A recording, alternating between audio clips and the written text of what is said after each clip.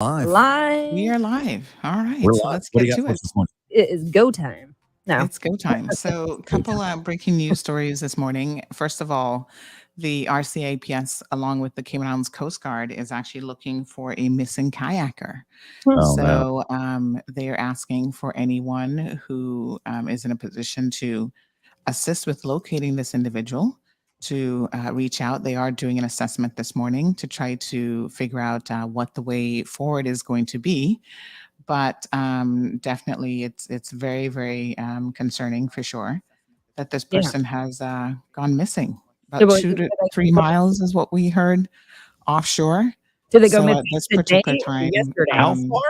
2 to 3 miles offshore. But 2 did to they 3 miles. Yeah, the original report said 23 miles, and then somebody came That's back and really said, far for a "No." kayak. Yeah, That well, was a 2 to little 3 typo from the depending on RCAPS. where you're at, I guess. I don't know, but did they go missing like this morning? They went out this morning or they went last night, like, and someone reported Not them missing? Yeah, last night after 7 Yeah. o'clock, they went missing. Yikes. Uh, That's a long time to be in a kayak. yeah. Well, hopefully That they sounds find terrible. them. Yeah. Yeah, so, they're gonna At be least on a assessing. floatable device, Well, yeah. you know? Yeah. But I don't know what the sea was like last night after, especially during that storm. So, Mhm. yeah. So, we'll keep you guys updated on that story as it develops. It's definitely a developing story, but the latest this morning from the Coast Guard is that they are reassessing their position with a view to, continuing the search. But they did kind of cover the area last night that the person was last seen, so they may have drifted. So they'll continue searching. Yeah. So, in other news, remember that missing boat stolen boat that ended up in Yes. Honduras? Mhm. Well, unfortunately, it was involved in a fatality over the weekend. The boat was. So did the boat come back? Yeah. Did the boat? Did they? No, it's still in Honduras. So it was And found, but nobody went and got it. well, the person who was charged with returning the boat decided to enjoy the boat a little bit over the weekend.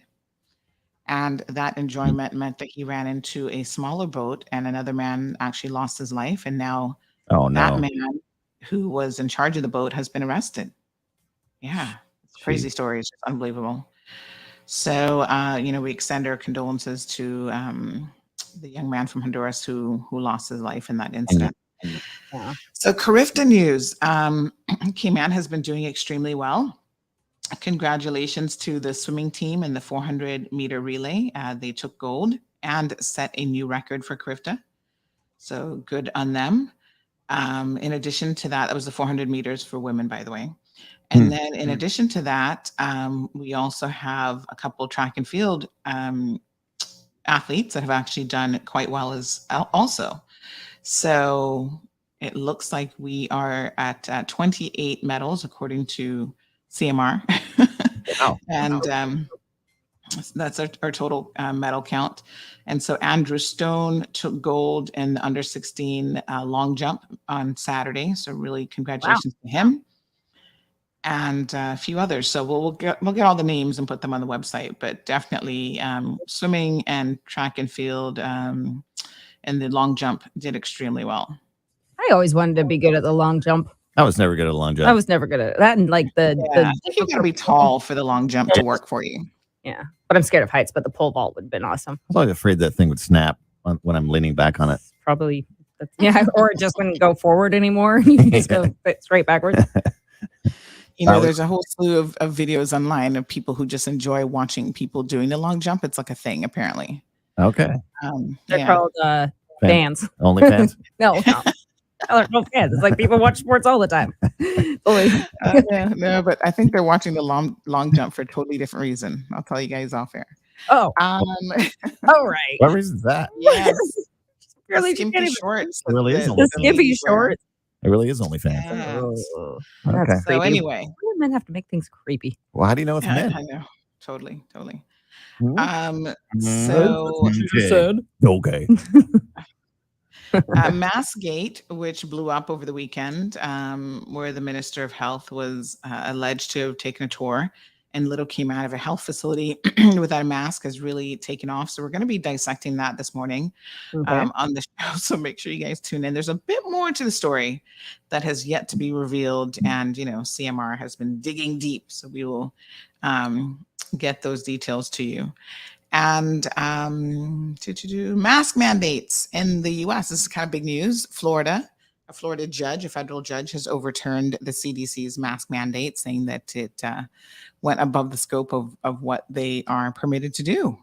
So very, very interesting development. And right away, the top 4 airlines in the U.S. automatically dropped their mask requirements, which is a bit weird because I was watching this last night on the news, and even the Professional Stewardess Association were like, they didn't quite handle it well, because literally people right in the middle of a flight and hearing the news that American Airline is no longer going to have mask mandates, and the staff are like, is this a joke or is this serious? So there you go. Travel mask mandates have been lifted for, and I think every airline has the ability to implement their own standards, but the CDC can't force it on them. All the airlines didn't want the mask mandate anyway. So effective today, immediately, you don't have to wear a mask on those airlines. Listen, I mean, I get sick from it. We were talking about this earlier. I get sick from planes all the time, whether it's just a cold or something. I'm like, exactly. I actually kind of enjoy wearing the mask so that I can enjoy my holiday and not get sick 3 days into it. Like it seems like I do every single time. Exactly. And I like when servers wear it now. I feel like my food is just that much safer. I agree. All right, guys, those are your news headlines for today. All right. Catch Sandy's show on Bobo 89.1 FM in about 2 minutes. And we'll catch you tomorrow on our Wednesday show. Have a good one. Sounds great. Thank you. Hi, everyone. All right. Our segment with Seymour. All right, folks. So good morning, one, and good morning, all. Let me do just a little bit of housekeeping here. Got to make sure everything's good to go. We do have our using my laptop this morning. You'll see things look a little bit different this morning. So I just want to make sure that we're good with time. I'm keeping an eye on the time. Good morning, good morning, good morning. Let me just grab the links for our WhatsApp group. Good morning, everyone.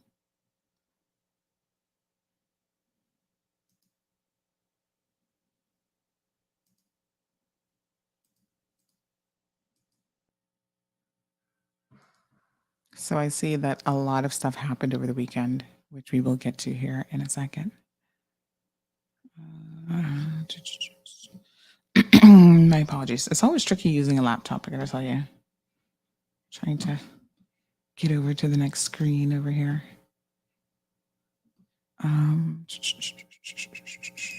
Yes, there we go. All right. On this side now. Just a couple more seconds.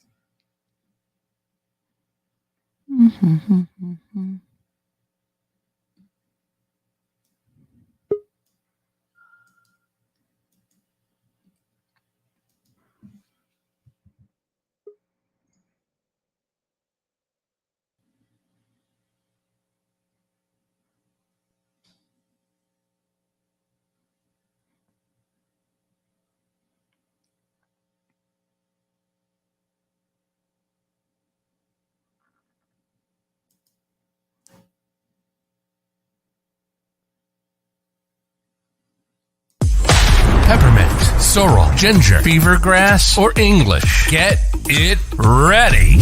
Your morning tea just got hotter. Ooh, honey child. On the cold, hard truth. Bobo 89.1 and Cayman's #1 talk show are bringing you morning talk like no one else. Monday Rewind, Impact Wednesdays, Caribbean Connections, and much more. Don't miss a beat with what's happening in the local community. Just keep sipping your tea. What a mess. Here's your host, live and direct from the Cayman Islands, Sandy Hill.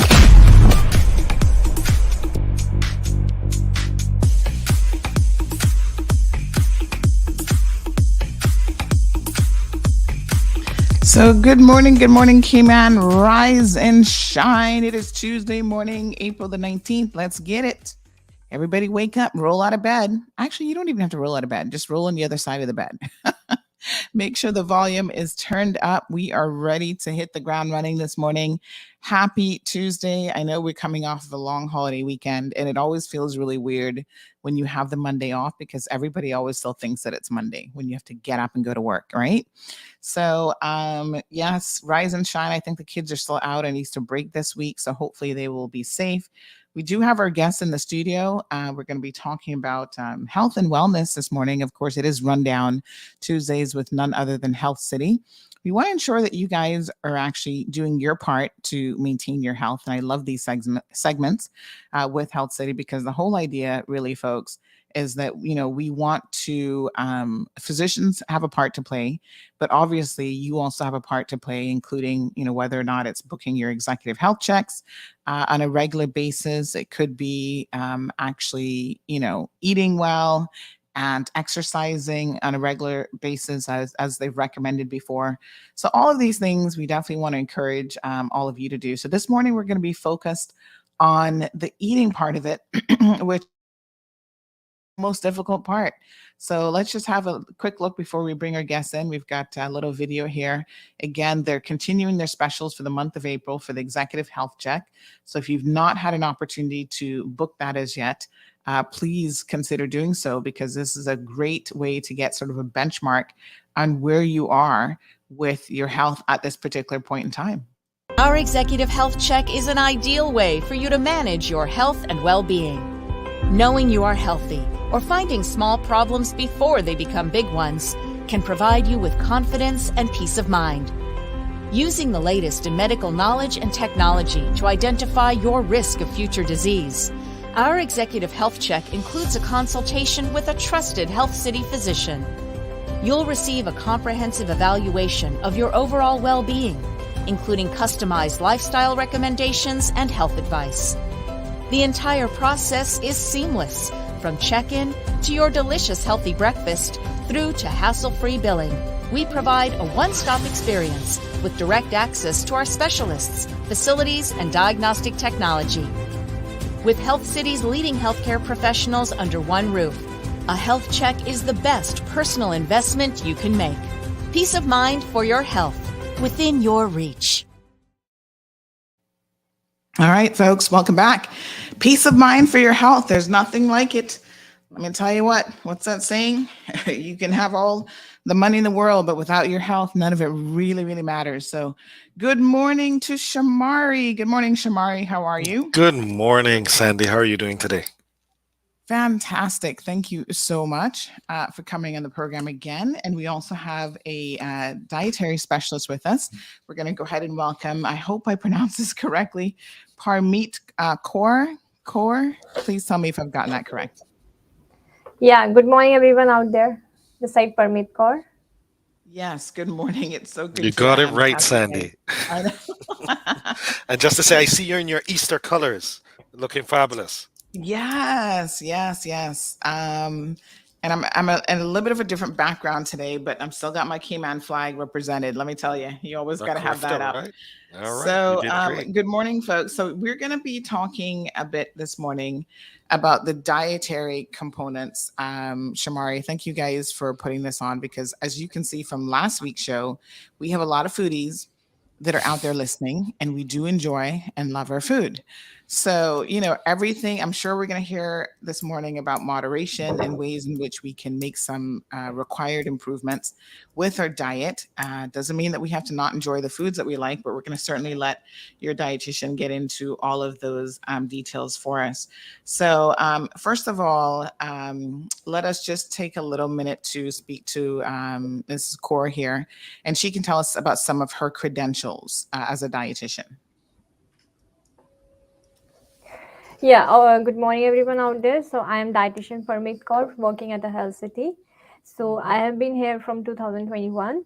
I have a good experience and I'm working with a good standard company where I am getting an opportunity to work for the Caymanians. I have been good at working for weight loss program and diabetes care management. Also, we are keeping in consideration for bariatric surgery, and I'm helping the people how to lose weight and maintain their ideal body weight. So today we will be talking about the healthy diet eating habits and how we can maintain it in future so that everybody stays healthy and no disease is being there. Yeah. And I'm sure one of the things, Mrs. Kaur, that you'll probably pick up on if you haven't already in the Caribbean, especially, but particularly here in the Cayman Islands, is that we have a love relationship with food. We love food, right? So Yes, I always say that everything we do, we celebrate with food. So if there's a wedding, there's gotta be good food at the wedding. Everybody right, shows up for the good food. right, If there's a birthday party, there's food. If there's a death in the family, you got to have the good food, afterwards. So literally everything that we do culturally that we celebrate, whether it's like a positive celebration, a moment of sadness, whatever, it's somehow associated with food. So I find that for me personally, and this is probably true for a lot of people, a lot of our most fond memories are like evolving around a plate of food. you know, right, right. like sometimes you don't always remember who was there, but you're like, oh yeah, that day I was eating a nice, good plate of turtle meat or whatever. Mhm. So, But Right. Sandy, it is why? What's the number one reason we want to go to grandma and granddad's house, right? exactly. So they're That's where gonna, all the greatest food is at your yeah, they're grandparents' gonna house, feed right? you.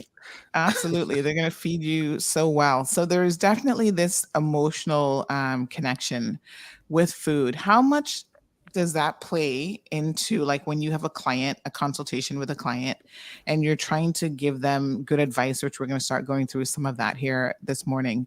How much do you think that sort of emotional and cultural connection with food, the attitudes that we have towards food, plays a part in what you have to do in terms of consultations? Right. I always guide them to maintain a state of positive health and optimal performance because it's always better if we achieve adequacy in all the nutrients and prevent some kind of deficiency diseases. So I always recommend that even if you eat something on a wedding or any occasion day, then next day you should be on a detox diet or you should aiming at a good low calorie diet so that it can balance out. Mhm. Okay, so there's the concept based on that because sometimes you feel like you're going to start eating healthier, and you hate to use the four-letter word diet because it shouldn't really be a diet, right? It should be a lifestyle change. But Right. you feel like if you fall off the wagon, the general attitude is, oh, to heck with it. I've fallen off. Let me just stay off the wagon. But you're saying that even if you have a bad day in terms of dietary, just caloric intake or the types of food you've had, you can pick yourself back up the next day and refocus. Right, right. So I always say that you should feel great. You should not force yourself, your body, that you should be on a diet. So it's all about you having a good energy, stabilizing your mood, and sometimes it will help you to if you add or simplify your diet plan. That is much better.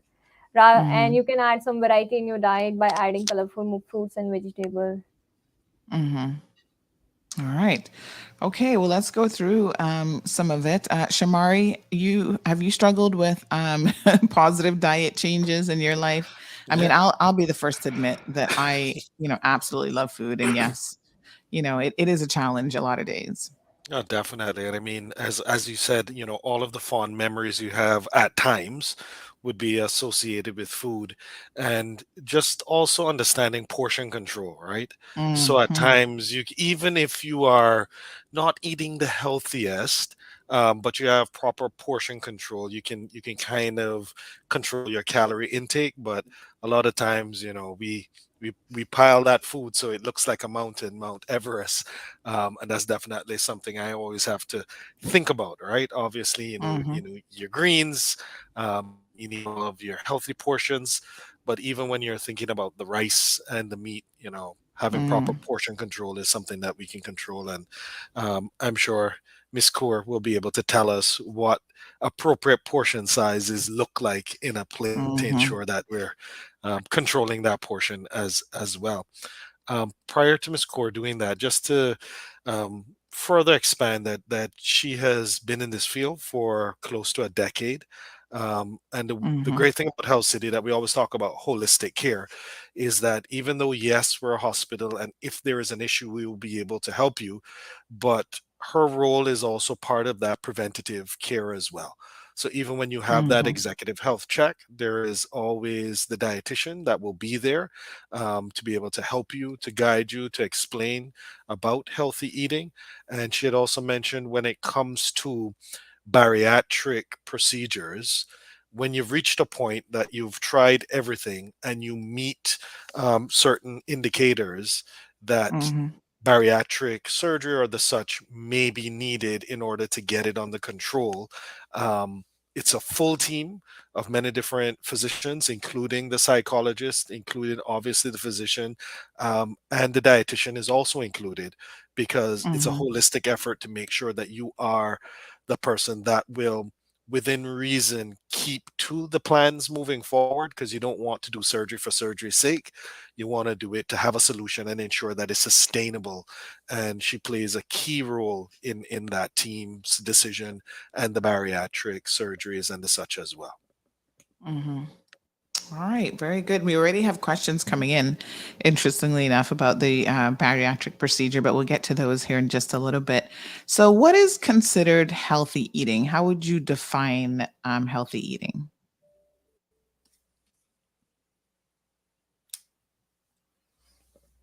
I think you've muted yourself. Can you just Yeah. check your mic for me?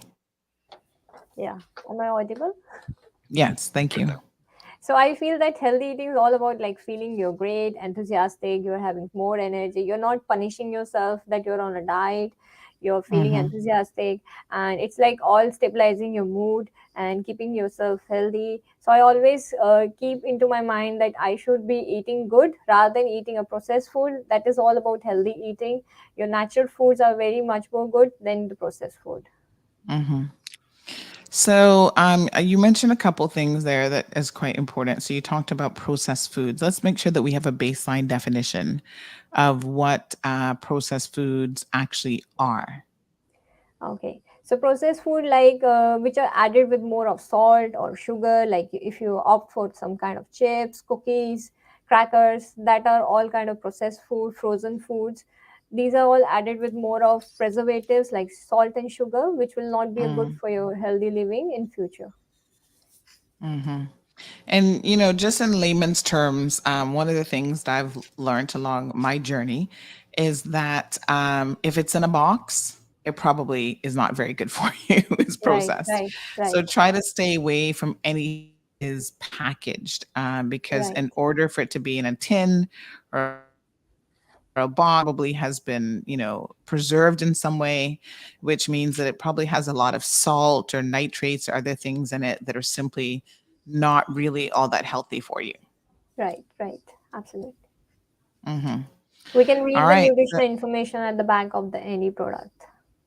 Yes. Yeah. And labels can be, we'll talk about labels here in a second, but I also find that labels can be very, very confusing. And if you watch the marketing on the labels, you'll find that a lot of times they mislead you, which is, it's all about, it's not about providing you with accurate, healthy information. Right, Sometimes it's about making you think so you can purchase the product that right, what you're about to purchase actually is good for you when in fact it really right. isn't. So it is all competitive market. So they all are trying to tell that which product is best for the customer, which can be used. Mhm, So I would suggest that you should not consume it on daily basis. So somehow you can keep it on occasionally or use in moderation. That is the best key. mhm. Yes. And if you can grow it, folks, eat it. We have talked about backyard gardening before. We have a little garden in our backyard. It's not like we can feed, a huge family, but I can tell you what, we've got the scallions going. We've got, some greens. We've got pak chow, lettuce, callaloo. There's a couple options there. So on Right, any given day, really, we can go and grab a fresh tomato, all of these things. And I try to remember, and you can tell me, if this is sort of good advice, but when I go through the grocery store, I try to spend more time in the front section, which tends to be right, the produce section, than anywhere else. right. So it is always Okay. best if you choose. Mhm. Yeah. Yeah. All right. What should be some of our dietary goals? So, what is it that we are going for? What's the aim here? Because, we hear about this BMI, and I think there might have been some adjustments to the whole BMI scale. For me, I look at the BMI, and this is again a bit of, culture and how we think. Hmm. But I look at the BMI and I go, no, no, that's for small bone people. Yeah, We come up with these excuses about big bones versus small bones in the Caribbean. And really, it's just a way that we have found to excuse our poor dietary choices and the fact that a lot of us are obese. We are fat. We're right, overweight. right. So maybe you could address what some of the dietary goals are. And is there such a thing as a small bone or a big bone person? Is that such a thing? Right. So what is like BMI is like body mass index. So as per your height, you should have the ideal body weight. So what I suggest, if you're in a category of a normal range, that is absolutely fine, so that you can prevent yourself from the chronic diseases, right? Mm-hmm. If you go on obese 1 and 2 category, that is not good for your health in future, because you will be causing some diabetes or heart stroke, and other risk factors are all associated with this. So we should always be under the BMI range. Even if you're going high, you have a chance to lose, because it is very easy to lose weight when you're going obese. And within the normal range, it's absolutely fine to stay healthy. So we always say that maintain your health as per your age and increase your life expectancy. And Mm-hmm. and Sandy, for us that don't understand BMI or how to calculate it, it's as easy Google search in regards to how Yes. to calculate your BMI, so that you can understand, based on your height, based on your age, what's a healthy BMI. Because obviously a healthy BMI for myself would be a lot different than a Mm-hmm. healthy BMI for somebody 4 inches shorter than me. Correct. Right. Um, Right. Yes. and that's the easiest way. And then the great news is, if and when you come to get a checkup, and it doesn't have to be the full executive checkup with Health City, but Mm-hmm. whomever, whatever physician you go to, you can always ask them, what's my BMI, where should I be, and ask for advice. So it doesn't necessarily have to be a consult, but obviously any physician will be more than willing to help you be a healthier version of yourself. Mm-hmm. And the advice that I've gotten in the past, I think this is allowing us to put it in perspective. So we have this visual of ourselves of what we should look like. I sort of think of my high school weight, which actually was my ideal BMI. Haven't gone back there, but I think about, yeah, I could do that. But I always thought that for me, that was a little bit like, I could see like my collarbone, like the actual bone showing. So I always thought maybe the scale or the BMI index says that that's correct. But is that actually right? Again, it's sort of, all in our heads where we think one thing as it relates to, what we should look like. And we're surrounded by people who are actually obese. And I think that sometimes we actually get a little bit of body morphia, I think is what it's called, where you use what you see in the mirror, you get so comfortable accepting, and what you see in society, what other people look like, you think that that is healthy. So, Caribbean people are like, yeah, she got to have a little bonket for me, she got to have a little something back there. And that comes with, a health risk. The excess weight around the middle is certainly one of the worst types of weights that you can carry, because that's all of that visceral fat that is extremely Right. unhealthy for you. So again, coming back just to cultural norms and what we're willing to accept, would you say that, Mrs. Kaur, that the BMI index is pretty accurate and that's what we should be aiming for? No, no, we can deviate. It's just all depend upon your age. If it's too Hmm. elderly or too late adult, then you should be not focusing much, because at young age it is easier to be in control with the BMI, and you Hmm. can focus majorly on your weight loss and weight gain. But late age, it's very difficult and challenging also for a weight loss, and even if you have some kind of chronic disease, then it is more Hmm. difficult. But we should focus more on controlling our disease rather than focusing more on major weight loss, Hmm. because it is very mandatory to control the diabetes or cholesterol. So we will be Hmm. focusing on controlling our chronic disease rather than weight. So BMI can be in moderation, keeping in consideration with the consultant. If it's their advising, then definitely we can be in a normal BMI. Okay. All right. Very good.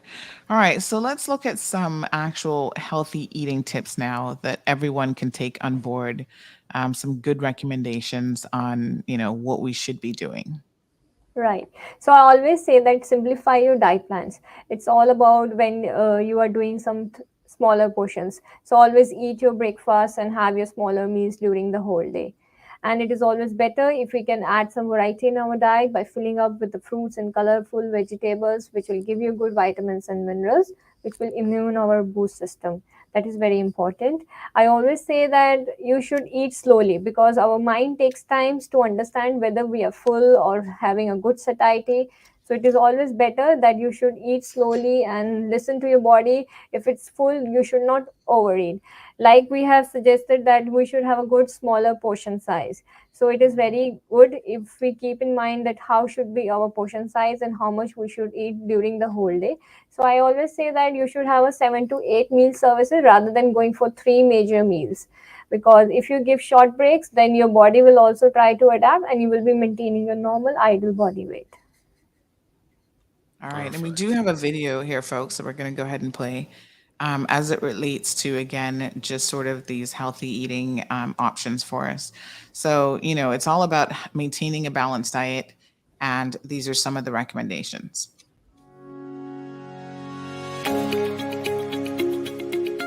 Adequate nutrition is important to support our immune system. So this is an example of what your plate should look like if it is balanced, where half your plate is filled with vegetables, about a quarter of your plate is reserved for your whole grains, such as brown rice, baked potato or whole wheat pasta, and then the other quarter of your plate is where you would place your protein, such as chicken, fish or beef. The 4 main nutrients that I would recommend that we focus on for their immune boosting effects. That is your vitamin C, your beta carotene, zinc, as well as your omega-3 fatty acids.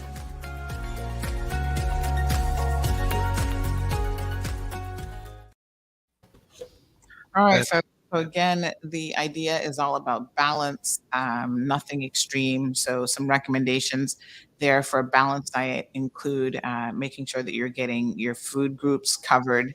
You're getting some key essential vitamins or nutrients, zinc, vitamin C, even the fatty acids, which are really, really important. We're talking about some of those, what are the best sources of those here in just a minute. But in addition to that, portion control. Can we talk a little bit about how important portion control is to reaching your wellness goals? And Sandy, if you actually saw the video, you would see the version of the plate.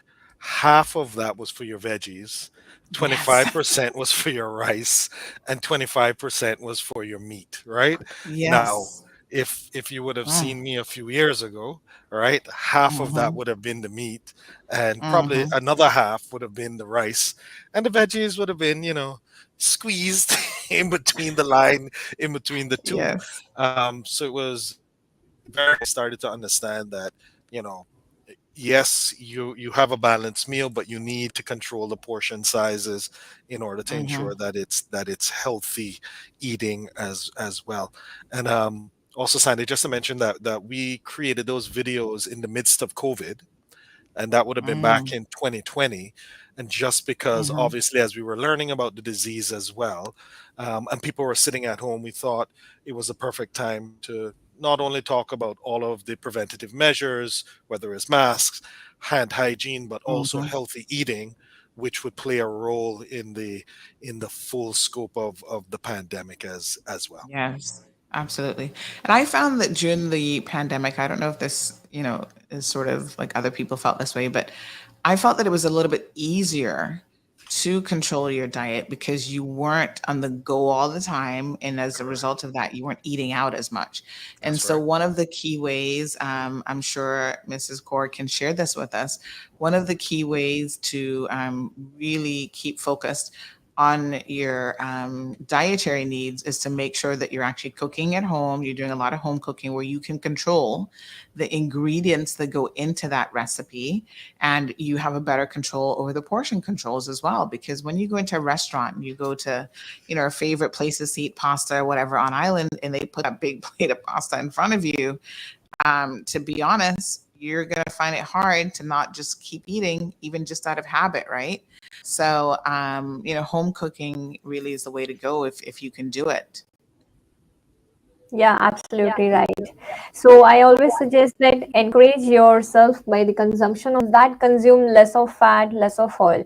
Always opt for steaming, boiling, cooking process. So because deep frying and other roasting apply a lot of oil, which gives you a lot of calories and fat, which is not good for your health. As we don't have any activity to perform, so we should be going for the cooking practice which are not consuming a lot of oil and everything. I always say that faulty cooking habits leads to loss of nutrients. So we should not wash the food grains repeatedly or do not soak any cut vegetables for a long period, because there are tendency if you can lose some nutrients that you will not get the proper vitamins and the minerals, which is not good for the loss, as we are having a good diet in a whole day. So we should eat well and do not discard any excess water left over after cooking, because that also contains a lot of micronutrients and macronutrients, which is important for our body. Interesting. So overwashing, just even overwashing the vegetables, because I always thought more of like overcooking them, but you're saying even the process of overwashing them Yes, can yes, wash away some of the good nutrients and stuff as well. yes, yes, yes, right. Yeah. Very good. All right. So we do have some questions. Damien says, pesticides is obviously a concern.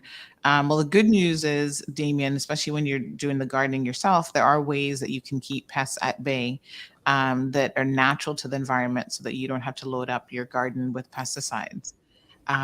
So yes, Jennifer, good morning to you. Thank you guys so much for listening to a program this morning. Again, we're doing our Tuesday rundown segment with Health City, and we're focused on what is going in your mouth. So your dietary component of maintaining optimal health. So let's look at some of the important nutrients that you can also ensure that you're getting in your diet as well.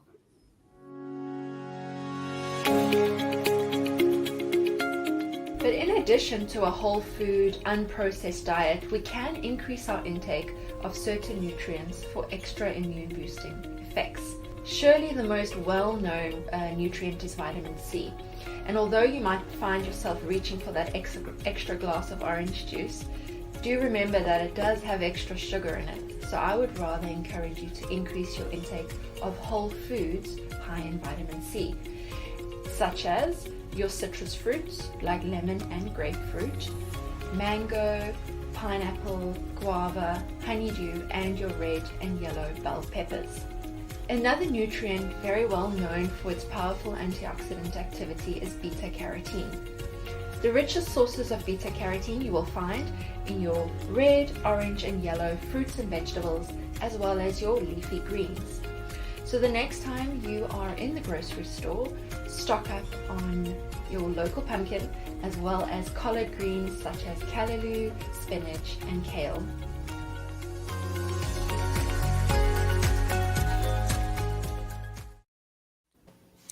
So one observation that I make when I look at these videos is how incredibly colorful the food is. And I think this is something important. The more color that you can add to your diet really means that the more variety that you're adding as well. Is that true? Yes, that's absolutely true. So you're adding a lot of antioxidants in your diet, which will help you to prevent other infectious diseases. Also, multiple vitamins and minerals will be added, which is your body does not make it. So you need to consume from the natural fruits and vegetables. Very good. So Luis has a suggestion here that has worked for him. He says that what he finds one of the easiest ways to lose the fat is actually just boiling the food without season, and the weight tends to fall right off. So how important is the seasoning that we're adding, the salts and the pepper, whether it's curry or all the other seasonings that we're adding to the foods? How much can that add to your caloric intake or the unhealthiness of the food as well? So I would suggest that some kind of spices does not add into a lot of calories, but especially when we use excess of salt or sugar. So sugar already adding with a lot of calories, and for salt it retains to your water retention. So what happens when we consume some salt in our food after peak time in evening time? So it tends to again does not lead to any water retention. So what happens? We have the water weight and the fat. So what happens? Your water weight does not get loose, and you don't have a chance or tendency to lose weight. So it is always better if you're having some boiling or steaming food, you should not add a lot of salt. You can use some pepper or herbs, organic and all, which is good for your weight loss, and that will help to metabolize, and it's good for your body metabolism also. Yes. And again, one of the recommendations that I've found in my kitchen is salt is like an acquired taste. Right, And if you start like not cooking with it, it doesn't take very long for your palate to get used to not having the right, taste of salt. right. So we So, a have, lot of people, I see them get a plate of food before they even taste it, they're piling on salt. And I'm like, hold right, on, why are you adding the salt? Like you haven't tasted it yet. Like maybe it has enough salt, but it's more again of just a habitual thing where they're used to doing that. And your right, brain receptors are like, okay, I need more salt. I need more salt. But if right, you cut salt out of your diet significantly, you'll find that even in your preparation and your cooking, there's a lot of other herbs that you can use in cooking that right. really take out your desire to even have salt in the food. Right, right. So we have multiple variety of salt also, like iodized salt or rock salt. So rock salt is good for your health, but sometimes when we need iodine in our body, so we can use iodized salt. hmm And Damon says that humans are wired to salt and sugar. Now, we know that sugar is extremely addictive. We'll talk here a second about sugar. DJ Trucking says that, as Caribbean people or Black people, that we believe in washing our food 2 to 3 times. I just want to ask you about one particular food when it comes to washing, if it makes good sense. So, if you're going to use white rice, which obviously we know Right, that the right, better alternative is brown rice, right, right. um, can you wash away a lot of the starch? Like if you leave white rice soaking or you wash it a bit more, can that help with the starchiness of it, which is problematic, especially for people trying to control their diabetes? Right. So what I suggest that 1 or 2 times you can wash your food grain like rice. So hmm when you make it on a boil or just start with the cooking process, you can keep the extra water so that the hmm starch can be discarded later. So starch comes not just while washing, it comes when you while cooking. So the starch develops into the rice and a lot of carbohydrates, which is not hmm good for the diabetes because it is not going to control your blood sugar. And you can eat brown rice. Brown rice has a good amount of fiber. So in hmm white rice you can remove the starch, which is not good for the diabetes. hmm So you said that actually cooking the rice, there's a process that by cooking Yeah, it that yeah. you're producing the starch, Yes, yes, essentially. that you can So discard it. so if you take the water off of the rice, that will help. Yes, yes, yes, absolutely. Ah, okay. Learn something new every day, folks. So these are some wonderful tips on how you can be healthier. And of course, I would recommend trying the brown rice. Again, it's one of those things your taste buds will get used to it. And I find that for a lot of us, it's not so much the rice that we enjoy, well, with the exception of coconut rice. Coconut rice is amazing, but It's the other gravy. yes, it's the stuff that you put on top of the rice. And trust me, brown rice will absorb the flavoring of anything that you put on it, just like white rice. So take it from me, substitute, maybe not every single time you have rice, but if you do it 8 out of 10 times, you're that much closer to realizing some optimal health goals there, folks. So I think moderation and doing little changes certainly is one way that you can, integrate some of these healthier tips. Now, can we talk a little bit about how a person can adopt a healthy cooking practice? So, you just gave us one example with the white rice. You've given examples of how, steaming your food, broiling your food, baking your food, that's much better than deep frying and anything that requires oil. Is there any other healthy cooking practices that we could be adopting? So nowadays we have a lot of techniques. We can use air fryer instead of going for deep frying or any shallow frying. So that is best option. You will your food will also get taste and you will like whatever you cook. So that is better option. You can use air fryer. Yeah. So we talked about the air fryer See, last week. I'm telling you, Shamar, we were you ahead gotta of the get game. that. We You discussed got to get that the air definitely. fryer. And can I tell you, just a couple days ago, I was at a relative's house and they seasoned some chicken and they were going to put it in the air fryer. And I was like, man, I got to really take my air fryer out of the box because that recipe, just the way that they had the meat seasoned, looked so incredibly good. I didn't see the end product, but it certainly looked like it was going to come out really, really delicious.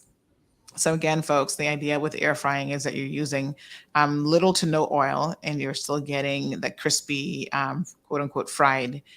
It's just that it's using air to be able to do it. So lots of options out there for you to just adopt even in your cooking habits. Um, so let's talk a little bit about sugar because I feel like salt and sugar are some of the things that we incorporate into our diets that present problems for us. Sugar is my biggest Achilles heel because I have a major sweet tooth. I love, love, love desserts. you know, like I've sat down at a meal before. I'm going to be honest with you. You would die as a registered dietitian, but this is what I've done. One of my favorite places to go is Outback Steakhouse, right? So when we had Outback Steakhouse in the Cayman Islands, there was one dessert that I was just in love with. And so one day I went in, I'm like, oh my God, I'm so hungry today. Can I just start with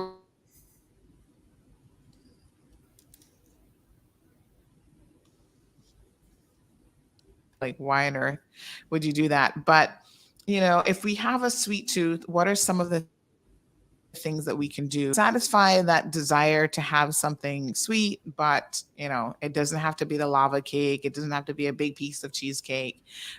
What are some things we can do to adjust the amount of sugar that we're taking in? So I would like to talk that for sugar, you can have some natural sweetness from your natural fruits, which like Hmm. mango, bananas, strawberries, melons. This will give you more sweetness if you have a sweet Hmm. tooth. And rather than going for ice creams and candies and chocolates, so dark chocolate is good for your health. You can eat. And ice creams, there are now variety in ice cream which is not added with sugar, so you can buy and choose and opt for those, but not on daily basis, just in moderation. You will have some variety, so you can use it, and that's good option. That you should not eat candies and all, that is not good for your Hmm. health, and other cakes and puddings. But you can make your own stuff without adding sugar. So you can Hmm. use cane sugar instead of white sugar, you can use brown sugar, that is good for Hmm. your health also. We do have some questions coming in. And folks, don't forget that you can also call into the program and ask your questions. 936-2626 is the number. So that's 936 Bobo. Big shout out to our listeners on radio, 89.1 FM. So Miss Bonnie has a question. She says, is sea salt a good substitute as opposed to regular salt? Yes, absolutely. You can use sea salt. That is good for Hmm. your health also. So It that's will better give you than regular salt. multiples. Yeah, it will add on sodium and iodine in your body Right. that you can I use. use the kosher salt. Is that any different or better for you than No, the no, no. You can. Yeah, it's good. You can use yeah, that. that one's okay. Okay. So Damien wants to know in terms of the oils, which oil is best? Because we hear this a lot. So a lot of people are like, they swear by coconut oil because we have a lot of coconuts, I think, in the Yeah, Caribbean. Does it right. matter if it's canola oil, coconut oil, vegetable oil? Is there any oil that's better than the other one? Yeah, so I say that oil essential fatty acids. So you will get from oil essential fatty acid. So you should keep Mm-hmm. on changing in every monthly rotation. So I myself personally use coconut oil, avocado oil. So I just keep on changing olive oil because you will get different multiples PUFAs and MUFAs, which is very good for your body because our body does not make it. So I sometimes use canola oil, rice bran oil because this will give you multiple like unsaturated. These are all trans free and these are not saturated fat, so you can Mm-hmm. use them. Keep on just changing every monthly basis, so every oil has an importance, so you will get good Mm-hmm. important nutrients in your body Oh, also. wow. That I never knew because I pretty much stick to the same types of oils all the time. So there we go, folks. Switch up your oils. I don't cook with that much oil, so I find the little thing of oil will last a really long Right. time for me. But yes, the recommendation is to change it up. So go through an avocado oil I have used before, and it is available locally at one of the retailers. And I thought, because avocados, just last week, in fact, I was reading this whole thing about, avocados really good for your heart, Right. adding years to your life potentially. So I assume that an oil made from avocados is probably going to be a good alternative as well. Right. It Hmm. will help you to lead your good cholesterol. Yes. All right, folks. So switch up the oils. That's the advice that we're hearing this morning. Chantel says integrate more fruit into your diet as well. Um, so DJ Trucking says it depends on the sea salt, because a lot of them are just labeled as sea salt. So yes, labels can be very, very tricky. So when it comes to sweeteners now, this is another big area of debate. Are there different and better types of sweeteners? So is honey the holy grail of sweeteners? Is it agave? What is the best? Are they all the same, really, when it comes to the harm that they can do to your body? Yeah, so honey is very good. Honey has good antioxidants. So you can use honey on daily basis. 1 teaspoon you can add in your herbal tea. But maple syrup is not good, so you should not use it. Hmm. So that's the regular white sugar then. Yes, yes. It's made up of Yes. a normal white sugar. Okay. And how about agave? Is agave on par with honey, or is it considered better than honey? Honey is better, natural. Natural honey. Yeah. Okay. All right. So very good. Thank you so much. Chantel says pure maple syrup. Mm. Al says everything tastes better cooked in the air fryer. Al, we'll be coming over to your house a little bit later on for taste test. DJ Trucking says, ask, what does she think about OMAD? I don't know what OMAD is, but are you familiar with OMAD? If it's elaborate, that is good. Yeah. Okay. So DJ Trucking, give us an idea of exactly what that acronym is. But Irvelin says, yes, fruits are sweet. Yes. So there's a lot of things that you can do with natural fruits that you can certainly incorporate into your diet as well. So very good. Interactive audience this morning with a lot of their own feedbacks and tips and tricks that they're adding. Now let's talk a little bit about, because food is certainly one very, very important component, but I find that a lot of times our liquid diet, so to speak, we're taking in a lot of unnecessary calories and not realizing it. So, you start with that sugary drink at the coffee shop in the morning, the Frappuccino, the caramel frap, and whatever, that is so delicious, but adds no nutritional value, loaded with sugar and a little bit of coffee flavor to kind of get you going. How important are the liquids that we're taking into our diet?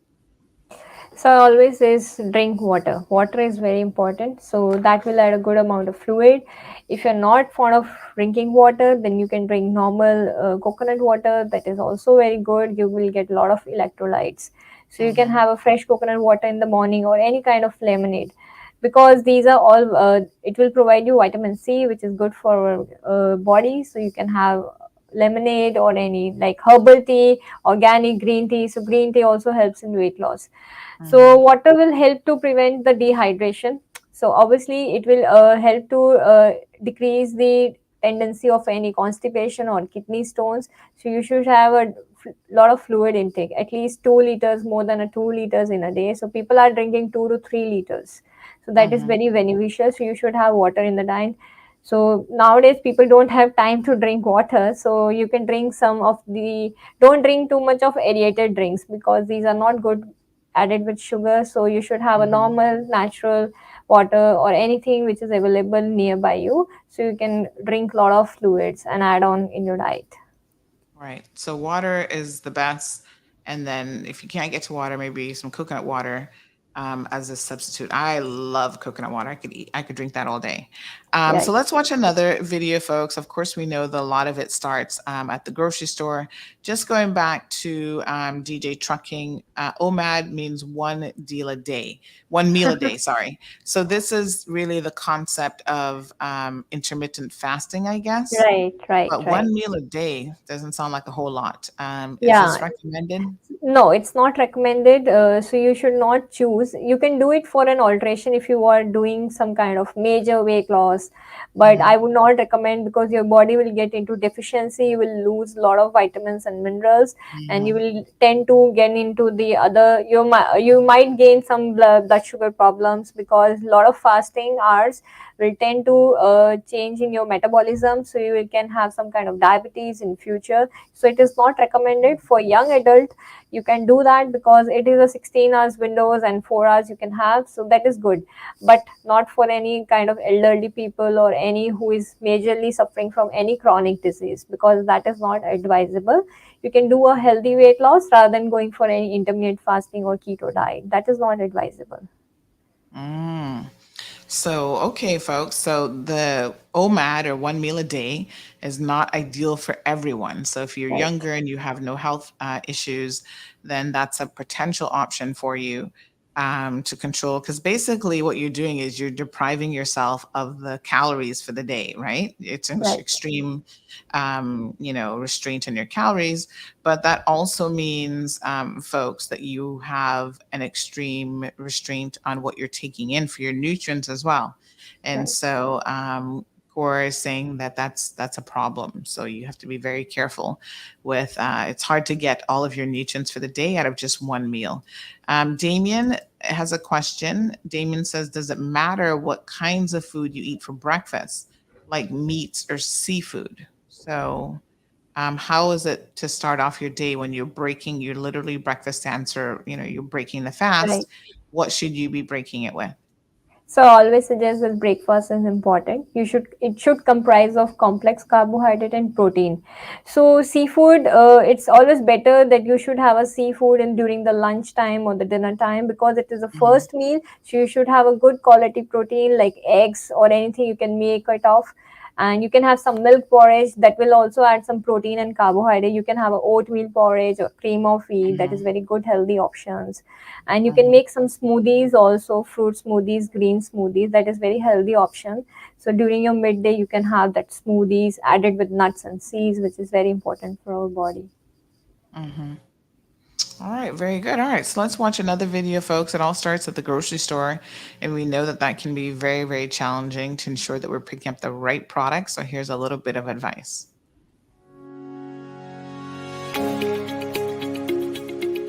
So to minimize the time spent in the grocery store, you want to make sure that you plan ahead and make a list. So choose fruits that tend to last longer, such as apples, bananas, and your citrus fruits. These and other fruits can be chopped up into smaller pieces and frozen to be eaten at a later stage or to add to smoothies. Root vegetables such as carrots and beets, as well as your vegetables like broccoli, cauliflower, and cabbage, are relatively non-perishable and tend to last a little bit longer in the fridge. Fresh garlic and ginger and onions are also good options to add flavor and variety to your meals. Tinned beans, chickpeas, and lentils are great sources of vegetable protein that can sit on the shelf for quite a while, and these can be added to soups or stews and salads to just get a little bit of extra protein in during your day. Dried fruits such as apricots, as well as all types of nuts and seeds, are good to keep in the cupboard for snacks. Eggs are also a versatile protein which can be eaten as part of a main meal or as part of snacks throughout the day. So just remember, if you're going to stock up on junk foods such as cookies and candies and chocolates and crisps, you will more than likely eat them. So rather don't buy these foods in the first place and avoid the temptation altogether.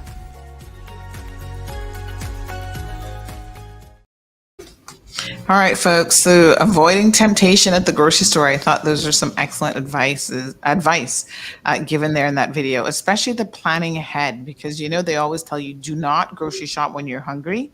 And I find that that's just good, sensible advice, because when you're hungry, everything looks good and everything is tempting.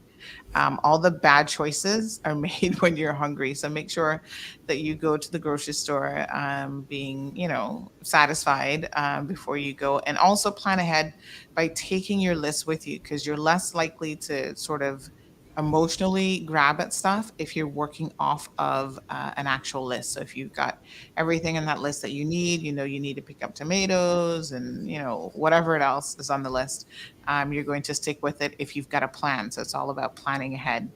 A lot of times I see people in the grocery store, nobody really has a list in their hand. Maybe they have a mental list. I'm not really sure how well that's working for them. DJ Trucking says that he lost 60 pounds on the one meal a day option. But how difficult is it to maintain? Because a lot of these things are considered somewhat extreme diets. So how easy is it to maintain one meal a day? Like, how long can you survive on one meal a day? So it's all about your body metabolism. Every Mhm. change will react to your body. So like he has followed a intermittent fasting and he has lost 60 pounds because he had tried to adapt a different weight loss, right? So when Mhm. you do any kind of fasting or anything, majorly it will impact you. But when you do it for a prolonged use, so it will not give you a good results because it's just for a time period. If you do it Mm. for 6 months, it will not show the result because the body needs some kind of different, you can say a kick, which will give Mm. for a weight loss. That is very healthy option. So he might gain back a weight, or he might tend to get some kind of other disease in future. So it's not recommended for a year ahead. So you can do it for a 1 or 2 months for a major weight loss. Like I Mhm. suggested that you can do some keto diet or anything, but for a 1 month time or a 2 months time, not recommended Mhm. for a 6 months or longer period. Right. Jennifer is making a comment here. She says that she finds a smoothie in the morning spikes her blood sugar, but overnight oats with blueberry and strawberry are okay for her. So I'm a fan of overnight oats as well. And you guys know this already. There's it's a like coffee shop at the Ritz, like right across from the main hotel. They have a coffee shop there, and they do this amazing overnight oats. It's muesli. It's like a muesli mix. Mm-hmm. And then, they do soak it overnight, but they do add a lot of fresh fruits for the sweeteners. So they've got the blueberries in there and strawberries, and it is amazing. So sometimes I'll just go and buy three at a time. And then during the week, I will have Mm-hmm. that for breakfast. And I find it is very filling. Like by the time I eat that, I'm not hungry for quite some time. And Right. Jennifer also says that she lost 50 pounds, but she ate three meals Three a day. meals. Right. So portion control, even at Yes. three meals a day. So is 3 meals a day still good advice? 3 meals a day plus some snacks in Right. between? Right. Right. That is good. Yeah. And for diabetes, because, obviously there are a lot of people in Cayman Islands who are either diabetic or they fall into that pre-diabetic range. I think that, eating throughout the day helps to maintain stable Right. sugar levels, as opposed to when Right. you skip meals or you only have one meal a day, you can have this spiking going on where your Right. sugar level is spiking. Can you speak a little bit about the importance of maintaining a healthy, sugar level throughout the day? Okay, so what happens, like there are some kind of foods which are loaded with glycemic index. So when we eat, they shoot up instantly in our body. So it's like some kind of fruits like mango, banana, grapes, dates. So what happens when we consume them, it increase instantly and raise your blood sugar. So I Mm-hmm. always recommend that go for a fiber rich food like orange. So as it is also containing good amount of fiber, so it will not Mm-hmm. increase your blood sugar instantly. It will take time to get digest and evaluate. So it is always recommended that you should eat fruits which are added with fiber, with skin. So that is Mm-hmm. very healthy option like guavas, papayas. They are all good amount of fibers and antioxidants. So that is good for the diabetes. So what happens in diabetes? We should have a good carbohydrate count control.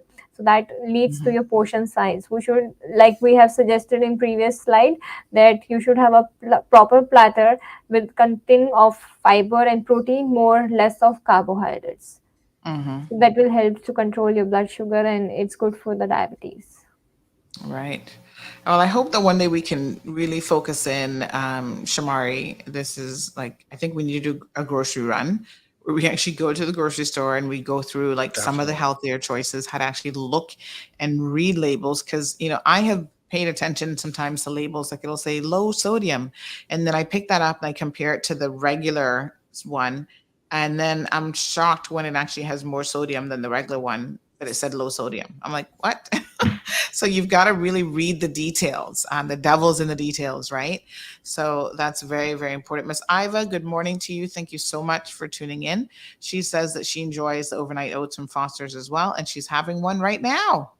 So yes, I have tried the Foster's one as well. I think why I like the other one is it's not just oats, but it's like a muesli mix. So it's a mix of oats and muesli together as well. So Chantel says that diabetics need a half a cup of beans with their meals 3 times a day. That sounds like a lot of beans. Yeah, you can reduce it. You can, yeah, not so much, Chantel. You might be Yeah. farting a lot if you have so many beans.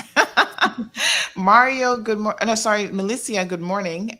She says that she was told that diabetics should avoid smoothies. So, of course, when we think of smoothies, we think of the fruit smoothies, which, because it's in liquid form, I do think that, and you can correct me if I'm wrong here, but it tends to enter your blood sugar a lot quicker than if you were eating, as you said, an apple or whatever that Right. fruit is. So, what is the dangers if you're diabetic with having a smoothie drink and it's spiking your sugar levels? So it depends, like what kind of smoothie preparation you're using and what kind of ingredients you're adding. If you're adding banana, mango, then definitely your sugar will increase. So you should can add avocado, apple, kiwis, nuts, seeds, and you can make some green smoothies out of vegetables that will not cause any kind of diabetes. So you can use Mm-hmm. vegetable green smoothie, which is very healthy. You can use oats, you can add some kind of honey little bit, but not white sugar. So it Mm-hmm. depends what kind of ingredients we are using. So like I mentioned, like glycemic index, so there are some glycemic loads with each ingredients. So you should not eat those which are causing you problem or which are increasing your blood sugar. Mm-hmm. All right, folks. So again, it's all what you're putting into the smoothie that matters. My personal favorite is just blueberry banana, milk and honey, just a little bit of honey.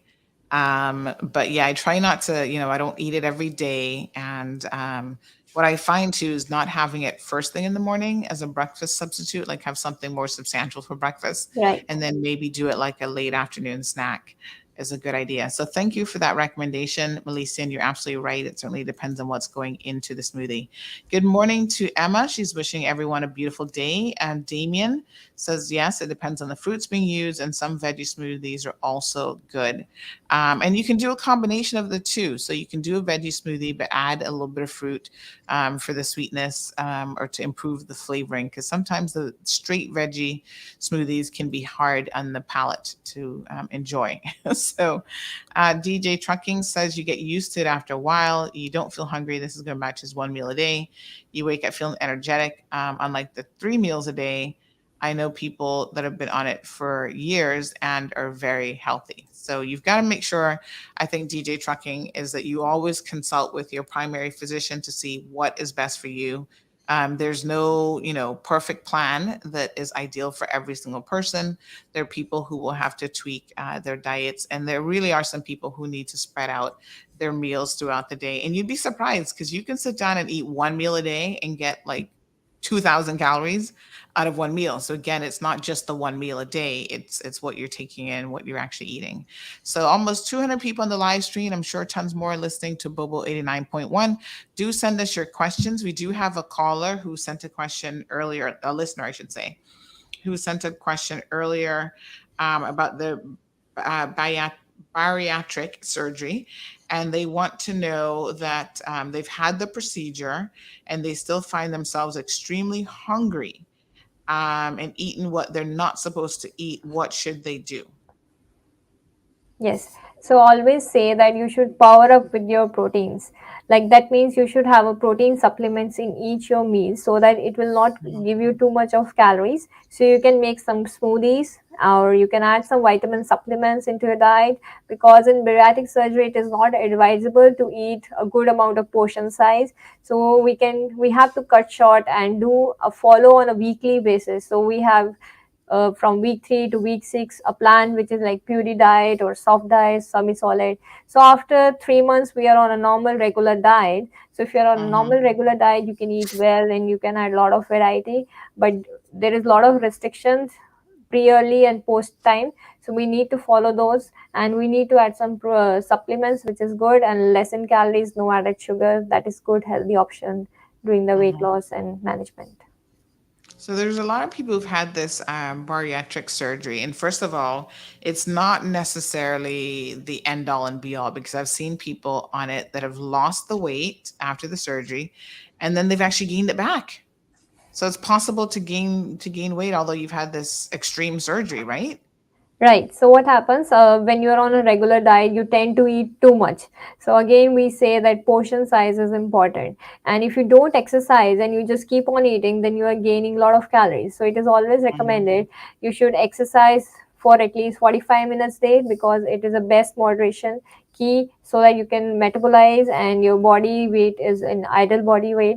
So that is good option. So we should have exercise and proper diet. And after bariatric surgery, there are just 10% chances that you might gain back.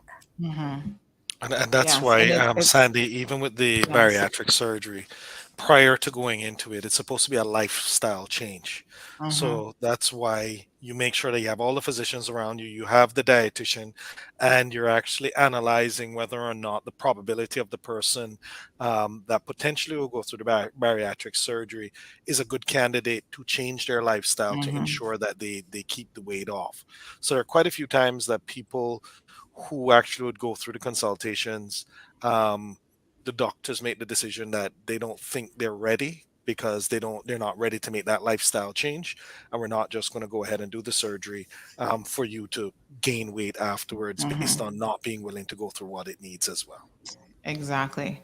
And I think that that's important, Shamari, because if a lot of us are honest with ourselves, that surgery is not an easy surgery. I've known people who've gone through it, different versions of it, and it's certainly not an easy surgery, and it puts your body under a lot of stresses. And so, you have to know that you are committed to the process. And I've seen some people that have been, and they've made a complete, 180 flip with exercising, dietary controls, and that was just a way to kind of jumpstart them. And then I see other people who I knew wouldn't be successful, because I'm like, this person has never demonstrated any degree of self-control. And the bariatric surgery isn't your self-control. You do the procedure, but you still have to maintain Correct. good eating habits. You have to start exercising Exercise. and doing all Correct. these things after the procedure. And so, I'm not really surprised when I see some people go through the surgery and still not come out, 5, 6 years later on the front end of it.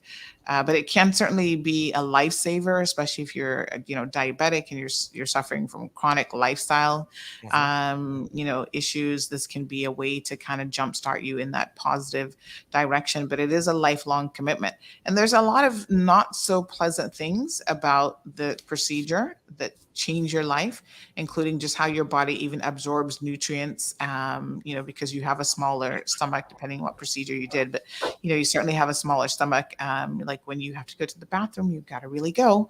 So you can't necessarily wait. And, there's a lot of things, folks, that you'd really speak to your professionals about, the surgeons, as well as the registered dietitian, like Ms. Kaur here.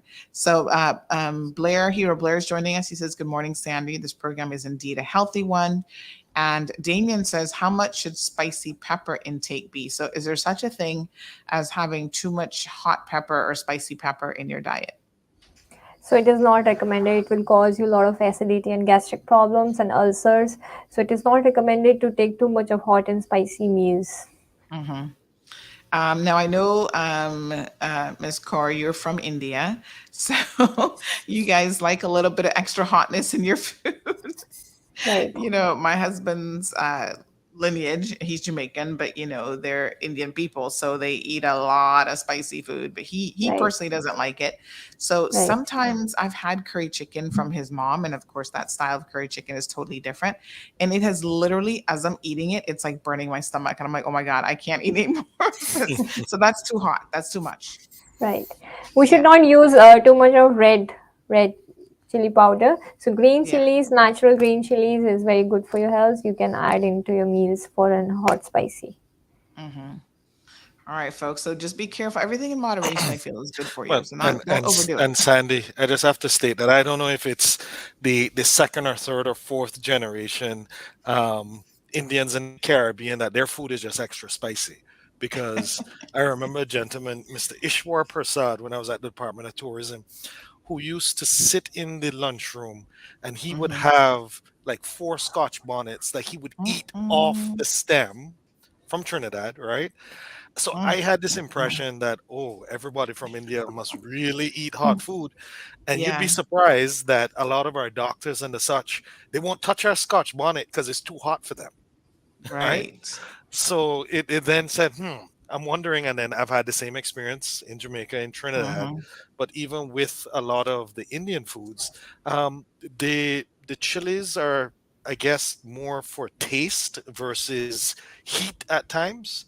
Right. So that was Absolutely an right. impression I had that, from India, it's so hot based on my Yes. experience with Trinidad, but it seems to be different. And I think our Scotch bonnets and the such can get up there when it comes to heat versus some of the chilies and the such that they would have in India as well. Yeah. Well, it's very, very interesting.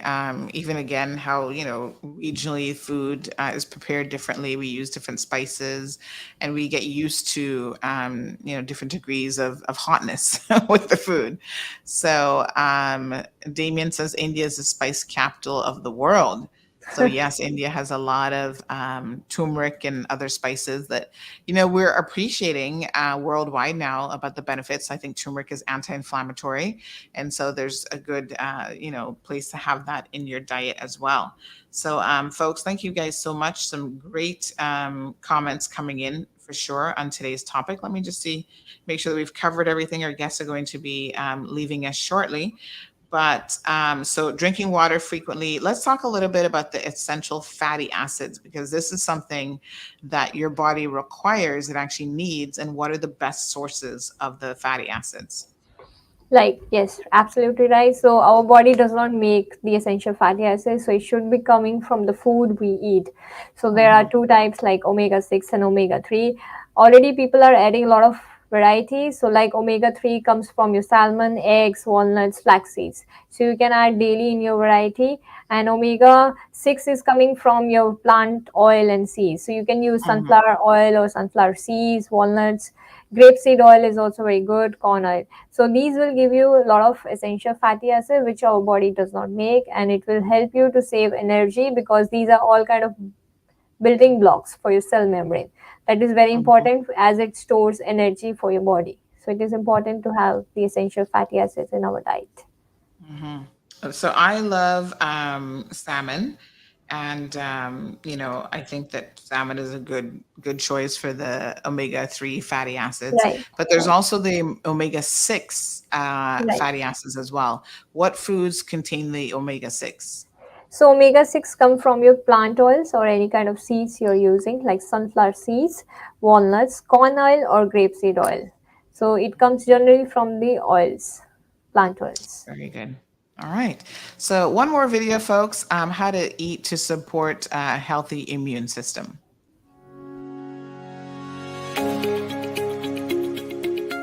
So our immune systems work to protect us every day, and we don't even know it. And as with all viral infections, adequate nutrition is important to support our immune system. On the flip side, poor nutrition can compromise our immune systems and increase your risk of getting infected. So unfortunately, there's no one magical supplement or superfood or exercise routine or diet plan that can ensure that you'll stay healthy. But the good news is that when it comes to your immune system, your daily actions can make a meaningful difference. What this means is eating a variety of fresh fruits and vegetables every day, whole grains, lean protein sources such as chicken, fish or eggs, beans and lentils, and nuts and seeds.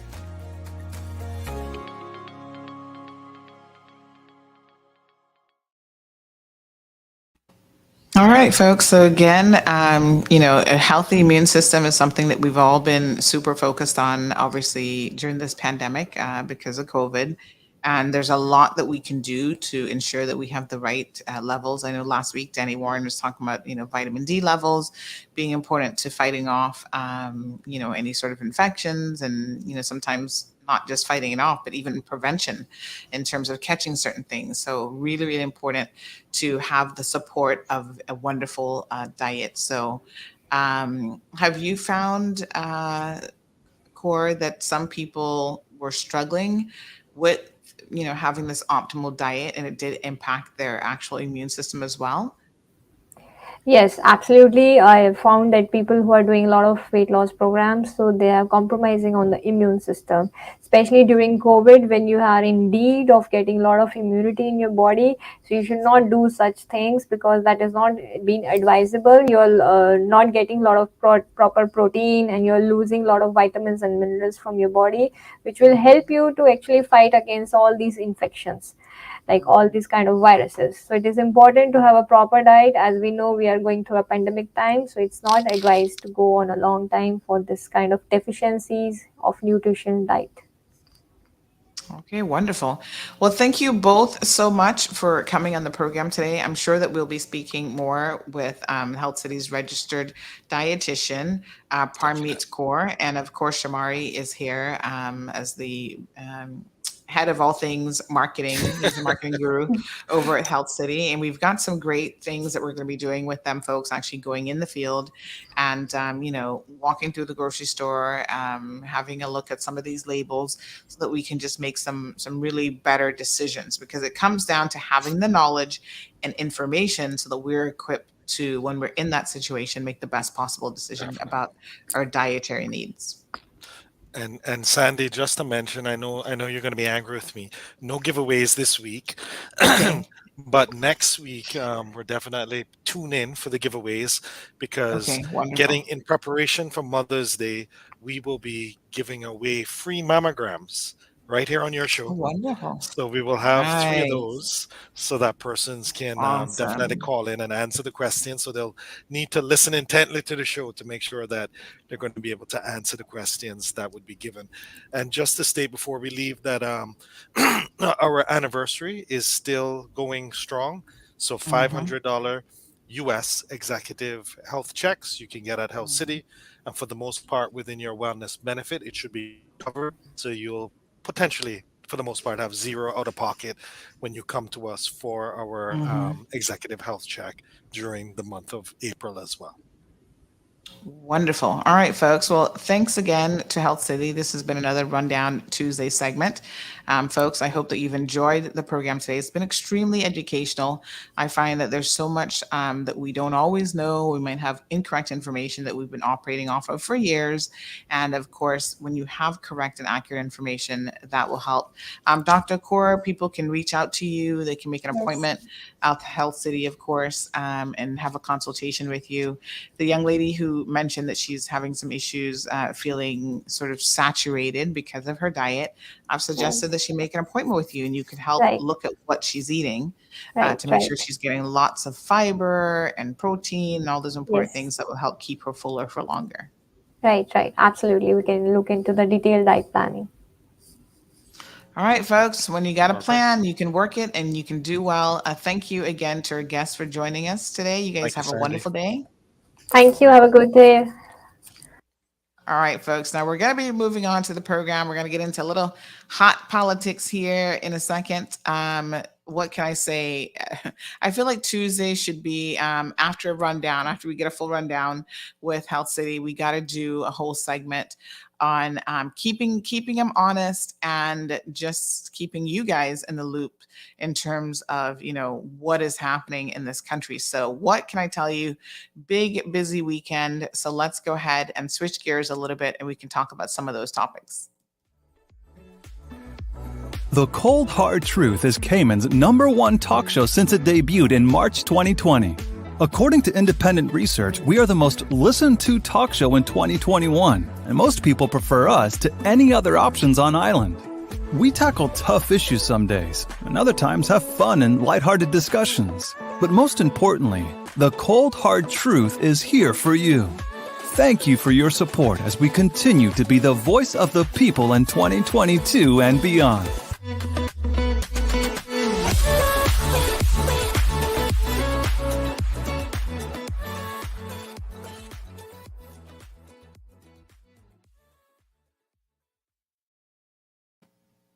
All right, folks, let's get it. Now, this is, I don't even know what to make of this one. So here you know. Happy Tuesday, Marissa. Thank you so much. Virtuous says, what is the best coffee, creamer, or sugar? No sugar. Can you add honey to coffee? I don't know. I don't drink coffee, but add something else. No white sugar. Is brown sugar any better than white sugar? I should ask that question, but we'll get those details for you. But listen, folks, let us switch gears and talk about politics. Wow. So on Saturday, this story started to go viral. This was a Compass story. Big shout out to the Compass. Regma over there doing her thing. She got a viral story. And oh, how to chill. What can I say except that this story went from West Bay, East End, circled back around, came back, Little Cayman, and came all the way back. And it was still the talk of the town. It made me pause for a minute because I thought, are people bored this Easter weekend or what's really going on here? Why was this such a discussion? And I tell you what, in case you missed it, I'm going to play a video here in a second, and we're going to go through all the details of what I'm dubbing Maskgate, because it was like epic in terms of what went down and what the allegations were and what happened. And then I want to break it down because I think, listen, there's so much more to this story than meets the eye, and we got to get to the truth. Here in the Cold Hard Truth, the critical thing in that title of our program is truth, right? So we're always trying to get to the truth, like what is really the true story, what really happened, what went on, you know? It's important to know. And so we're going to break it down here for you this morning. So the first thing we want to do is we do want to watch the video. So give me 1 second to just pull it up here on YouTube. So it all started with a trip to Little Cayman. You know, sometimes my husband, he jokes, he's like, boy, this island sure has a lot of drama for such a small place. And I think to myself, yes, honey, that's what keeps me in business though. So I don't necessarily mind the drama, but I must admit that sometimes you get a sense that, is this much ado about nothing? You know, what's really going on here? Yeah, sometimes I do feel like people are just taking things to an extreme, and sometimes it's being taken to an extreme because there is an agenda at play. So listen, I'm going to play the video. Let me just pull it over here. And then there's a couple things in the video that you guys need to understand and comprehend what happened, because it's one of those things where something in isolation can be completely misconstrued. Now, I know y'all, listen, I've been listening to the chatter. I've been reading the comments. And a lot of you are like, oh, the minister is going to make up a story. She's going to start covering her tracks. This is Minister Turner. She's going to start covering her tracks, and we're not going to know what the truth is. Well, y'all know, listen, the truth doesn't need any crutches to stand on. And a lot of times I find that with enough digging, you can really get to what the actual truth is, right? And there's no amount of covering up in the world that is going to ultimately hide the truth. So let us have a look at the video first of all. And then I want to break it down for you all in terms of what transpired. So this was a GIS video. So this whole story got started because of a GIS video, which is so funny when you think about it. It is a little bit ironic that drama started because of GIS, right? And that video, I'm just going to pull it forward a little bit. It was part of a news segment from March the 29th. And then I want to talk about the Compass story. There's a little bit of an agenda here when it comes to media, and y'all need to know that that's the God honest truth, that sometimes media has an agenda that they're trying to play into, and it is what it is. So we're going to break down all those elements for you. So it pretty much starts at 1:38. I'm going to fast forward it just a second here to 1:33 for this YouTube video. And then I'm going to turn the volume up so the radio folks can hear it as well. So this was when the minister and all of cabinet, they went to Cayman Brac, remember, for the Heroes Day. This was like 3 weeks ago. So it is a little bit of old news, but nonetheless, it's timing is because everybody wants the mask mandate. Well, not everybody, but some people want the mask mandate to be lifted. So this story was used as a justification story as to why the mask mandate should be lifted. Like, oh, look, here's the minister. She's always telling us to wear a mask, but here she is at the health clinic not wearing her mask. So let's have a look at the video, and then we're going to break it down from there. All right, give me 1 second here. There we go, folks. Uniform services who are awarded. While on Little Cayman, the Honourable Sabrina Turner, Minister for Health and Wellness, spent time at the Little Cayman Health Centre, where she was given a tour and had the opportunity to learn more about medical resources, equipment and treatment of patients at the Centre for Little Cayman residents and visitors. In terms of staff, we have the resources. It's going to push us beyond our scope of practice and beyond what our resources can give. But at any one time, we are able to call in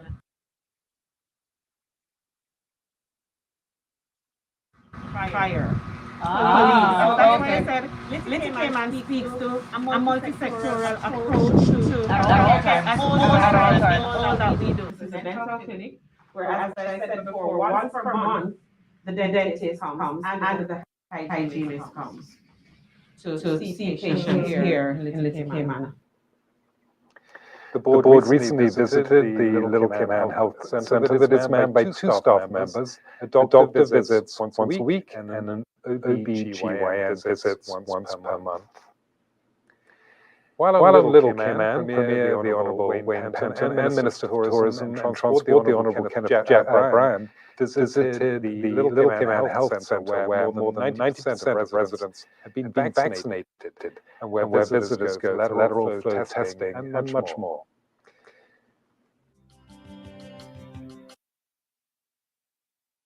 Okay, folks, so I did hear that there's some echo.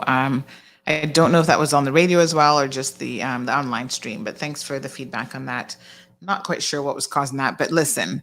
So a couple things here that is very, very interesting in relation to this. And, I had to ask a lot of questions to kind of suss out what happened here. So essentially we have the minister who made a very impromptu visit to tour the Little Cayman facility. And what I found interesting about this is, number one, it wasn't a planned visit. And the second thing, which is really quite critical here, it was actually after the clinic had closed. So let's go back now and look at the regulations as it relates to when you're supposed to come into a facility or a health care facility. And, it stipulates that when a facility is open, you're supposed to be wearing a mask when you enter that facility. In this case, this facility wasn't actually open. So it's a minor detail, but it actually, when you look at the context of this entire story, it makes a huge difference to know that they were closed. So here is what happened. The minister was there, I think, on Tuesday. Everybody else was coming back on the Wednesday. The other thing about the GIS coverage of this, it gives the impression that those 2 stories with the premier visiting, the facility and the minister visiting the facility are connected. So when I first watched it, I thought, oh, well, they were there together. And actually, they were there on completely separate days. But GIS put the story together in such a fashion that it did kind of give this impression that the parties were there at the same time doing this kind of group tour, and there were other people there at the facility. And that's not what happened at all. It was after hours. One person, now look at how sometimes you can kind of find yourself in a bit of a situation that is unanticipated. So one guy was waiting for some test results, I think COVID related, so that he could travel, despite the clinic being closed. And guess what? He was a GIS employee. And he then, it wasn't a planned tour, so it's not like GIS came along and they were filming. He then whips out his GoPro, you know, those little, the GoPros, the little cameras. I must tell you, the quality in GoPro looks decent still.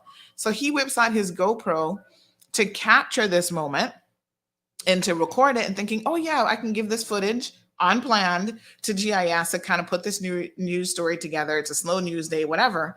And that's exactly what happened. So he was like there waiting on some results outside. And then he sees the minister pull up. She was driving herself. It was not an official tour. It wasn't planned, any of that. And Miss Charmine, big shout out to Miss Charmine Kaur. She's Little Cayman's only registered nurse as far as I know, but she's there. As you can see, when the video first started, pay attention now, she was actually outside, right? So if you go far back enough, she was outside. And I don't know, to be honest, I don't read the compass. So I don't know if they showed the full video or this segment of the video or how they put the video together. But I know they screen grabbed this picture here where the minister's inside the clinic with no mask on. And that is what went viral. So as you can see at the beginning, it actually starts out where the minister is walking into, so it says minister tours Little Cayman Health Center. Okay, so I don't even know if I would have called that a tour because it certainly wasn't anything that was set up. It was just her wanting to see the facility since she was on the island. And, you know, a lot of our representatives don't often go to the sister islands and especially Little Cayman. So here she is. They got some what's called B-roll footage. So just footage of, you know, her walking up and, okay, we'll take some footage of you. The ambulance is being charged up, as you can see there in the background. And then she approaches Miss Charmine, who has her full gear on because she was, again, working outside in the tent area, but getting ready to clean up because the clinic had actually closed already. So does it matter to you that the full details of what transpired was actually not included in the article, and it gave this impression that the minister was just there visiting and decided not to put on a mask inside of a clinic? Of course it matters. You know, the devil is in the details, folks, and it does make a difference. The fact that the facility was even closed.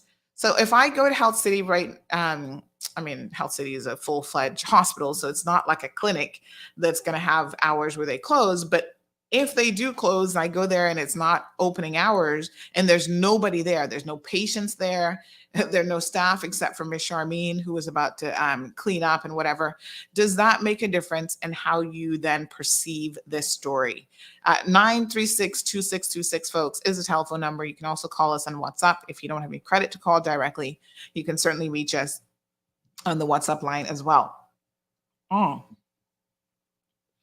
Now, let's think about this, because the bigger story here is that at the time of the story being written, now, first of all, there was such a rush to get this story out there that I'm going to show you guys something that's really kind of funny about the story.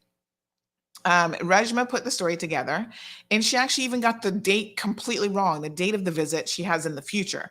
So she has the date of the visit as April the 29th. And of course, we know that April the 29th hasn't quite reached yet. We're not into time travel yet. We're still not there. Unless the compass knows something that we don't know. It is not April the 29th. So, you know, she put this story out there in a rush. They did make contact with the Ministry of Health for comment on why the minister, you know, was in a healthcare facility without a mask on. Now, the full explanation was given. Now, listen how crazy this is. So the full explanation was given. It was an unplanned, impromptu visit. You know, she was driving around the island, decided that she would just stop in and have a look at the clinic. The clinic wasn't open. There weren't any patients or anybody there. And they took her inside to kind of see the facility. It looks like it's probably just a 1 or 2 room facility, right? And this explanation, official explanation, was given. And then apparently GIS made the call that they got the response, this is what you need to tell the media. And they decided not to give that response. Like, oh, no, it's not a big deal. This is not a story that we need to even issue a comment on. Just leave it alone. This is what my sources are telling me, which is shocking to me, that the ministry would have said, here's what happened, right? important details to include in a story like this. And then somebody at GIS, I don't know who that somebody was, made the decision that, oh, this was not a big deal. You know, if anything further comes of it, we need to respond. We'll do that later. Let's not even respond to their initial query. That sounds really, really strange. And I think there probably needs to be some sort of an investigation into who made that call. Because listen, if a minister or a ministry gets a query and they say, okay, here's the response, here's what it is, and it adds context to the story, which is important, why wouldn't you put that out there? Why would you as GIS make the call that, oh no, we won't respond to them, we'll just ignore it? And this is one of the things that we have struggled with in the space of media, is that there are a lot of times when you submit a question and you get no response, and you know that your story isn't completely full. You know, all the details are not there, and yet you have to sit back and go with what you have. So if you've got 80% of the story, 90% of the story, you run with it in hopes that once the story hits, then it will become a situation where the fuller details will come out. And can I just tell you that this is a direct message for anybody in the space of PR, whether it's GIS, private organizations, whatever. It is in your best interest to get ahead of a story. It doesn't make any sense for you to wait until this is blown up as it did over the weekend, and everybody now has formed an opinion, and everybody's like, oh, she's not wearing a mask, and this is all about the mask. The people who want to do away with the mask mandate obviously loved this moment, and they were like, you see, not even the minister can wear it, but yet she's out there telling us to wear a mask. And if you go back, folks, and look at the regulations, right? She didn't do anything wrong as the regulations go, but that's not the point here. The point is the perception that it creates, and the perception of that headline of Minister Turner walking around without a mask in a clinic. It didn't put it in this, the clinic wasn't closed, wasn't open. It didn't put any of those details in the story. But again, not getting ahead of a story like this, and not having even the perception, the foresight is the right word, to see this coming, to me is a really sad indictment on whoever's handling the public relations for government. This is GIS. I'm looking at GIS going, this was a real big screw up. Now, listen, I am willing to bet that months ago, when we were in the height of the pandemic, and we had the premier of the country at the time, which was Premier Alan McLaughlin, so this was before the election, sitting in a public airport with a supporter, no mask on, taking a photo, and you can see tons of people in that photo, feet away from him, sitting right behind him in a chair, which would have been inches away from him. You guys were not up in arms about it. Nobody had anything to say. We posted it, and people were like, oh, okay, well, it's just the premier or whatever. I was trying to find that picture, to be honest, to show it to you guys, because it was, let me see, this would have been the pre-election, so it probably was it might have been early 2021, right? But yeah, I mean, the response then, and at an airport, right, which was a much more dangerous situation. And at the height of the pandemic, we're not even at the height of the pandemic anymore, was so incredibly different that the only thing that came to my mind is, you know what this is all about? This is just politics and people trying to push the agenda of removing the mask mandate. Oh, we no longer need to wear masks. Well, folks, you can, even as mask mandates in the US, for example, are now falling away in public transportation areas, you can certainly make a decision not to wear a mask, but it is actually in your best interest to do so. And I think companies who have been working extremely hard at trying to keep,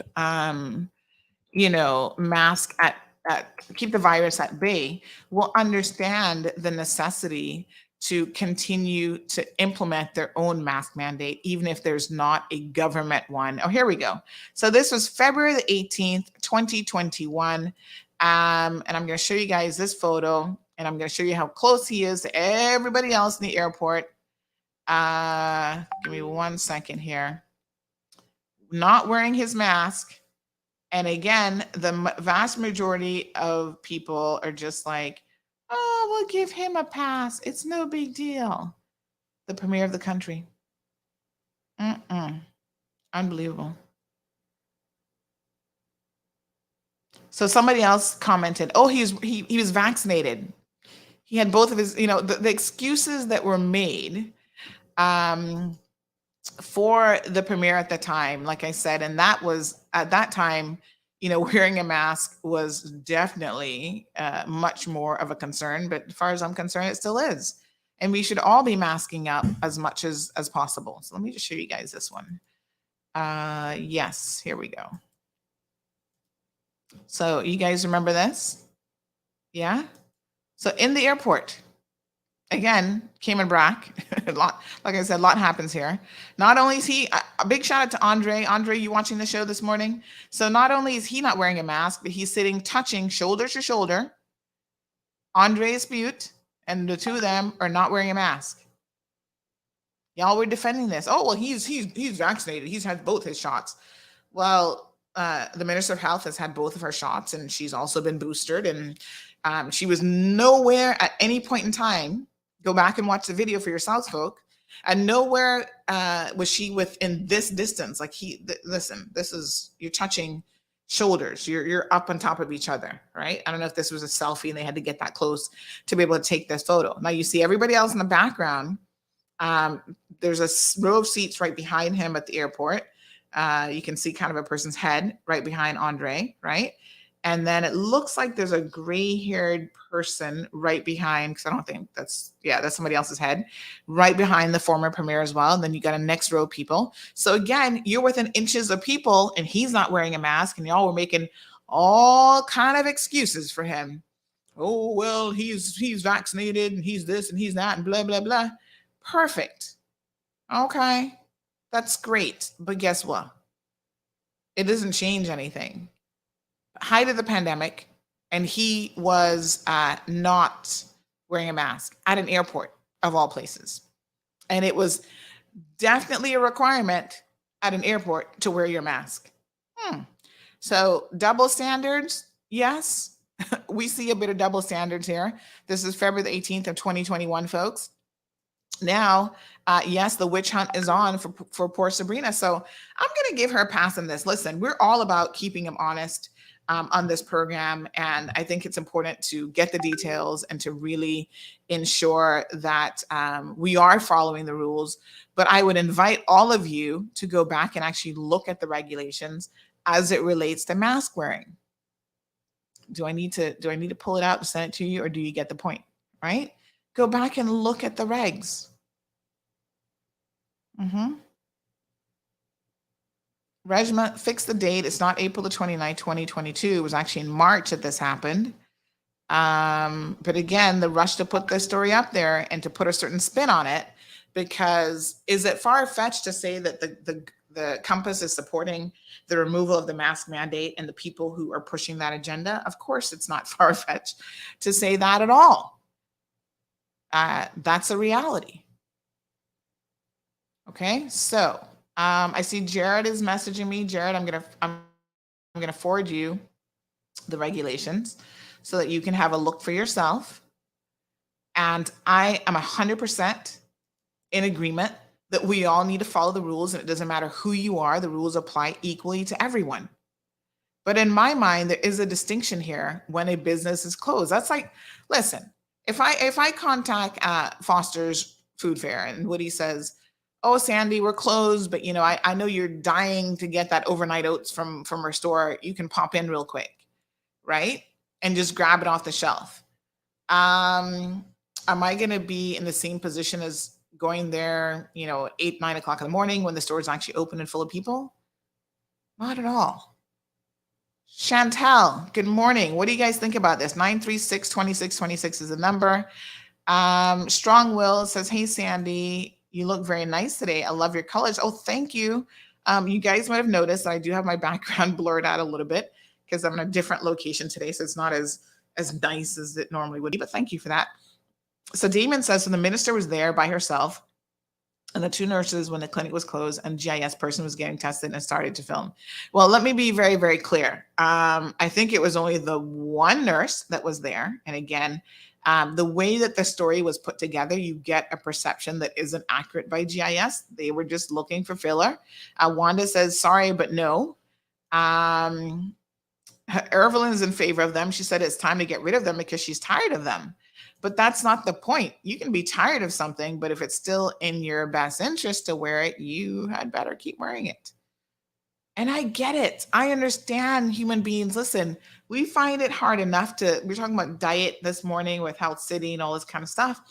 We find it very, very challenging to do the things that are in our best interest. How many of us don't know? You're supposed to eat breakfast. You're supposed to be eating valid. All this wonderful stuff that we're supposed to do. And you know how hard it is for us to do it?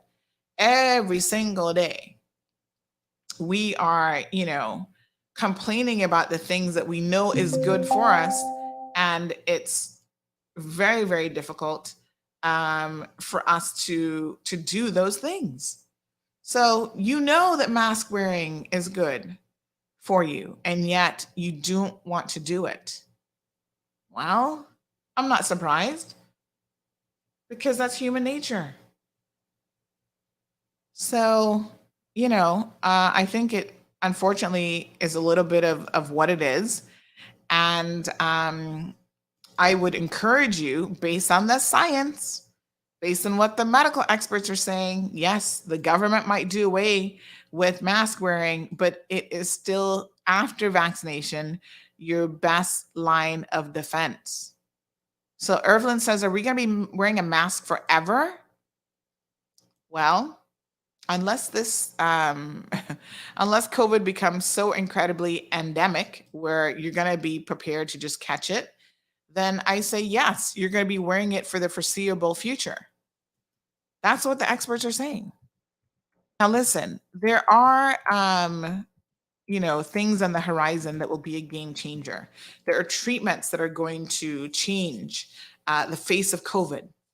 Development of continual vaccines. Yes, you might have to be getting a COVID vaccine, every single year. It might be an annual thing. It might be every 6 months. This is a developing area, and I think that you guys just have to give it time. I know that it seems like it has been a really long time that we've been in this, but 2 years is nothing compared to losing your life, dealing with debilitating long-haul COVID and all of these other things. So I think that you have to recognize the things that you need to do. Are you going to stop washing your hands? You know what I'm saying? Are you going to stop social distancing? You're going to just be running up to people and hugging people? Like, don't allow the things that have kept you safe up until this point to completely fall away because you're just tired of, oh God, I'm so tired of washing my hands. I'm just so sick of this. I'm just, you got to do what's in your best interest right now.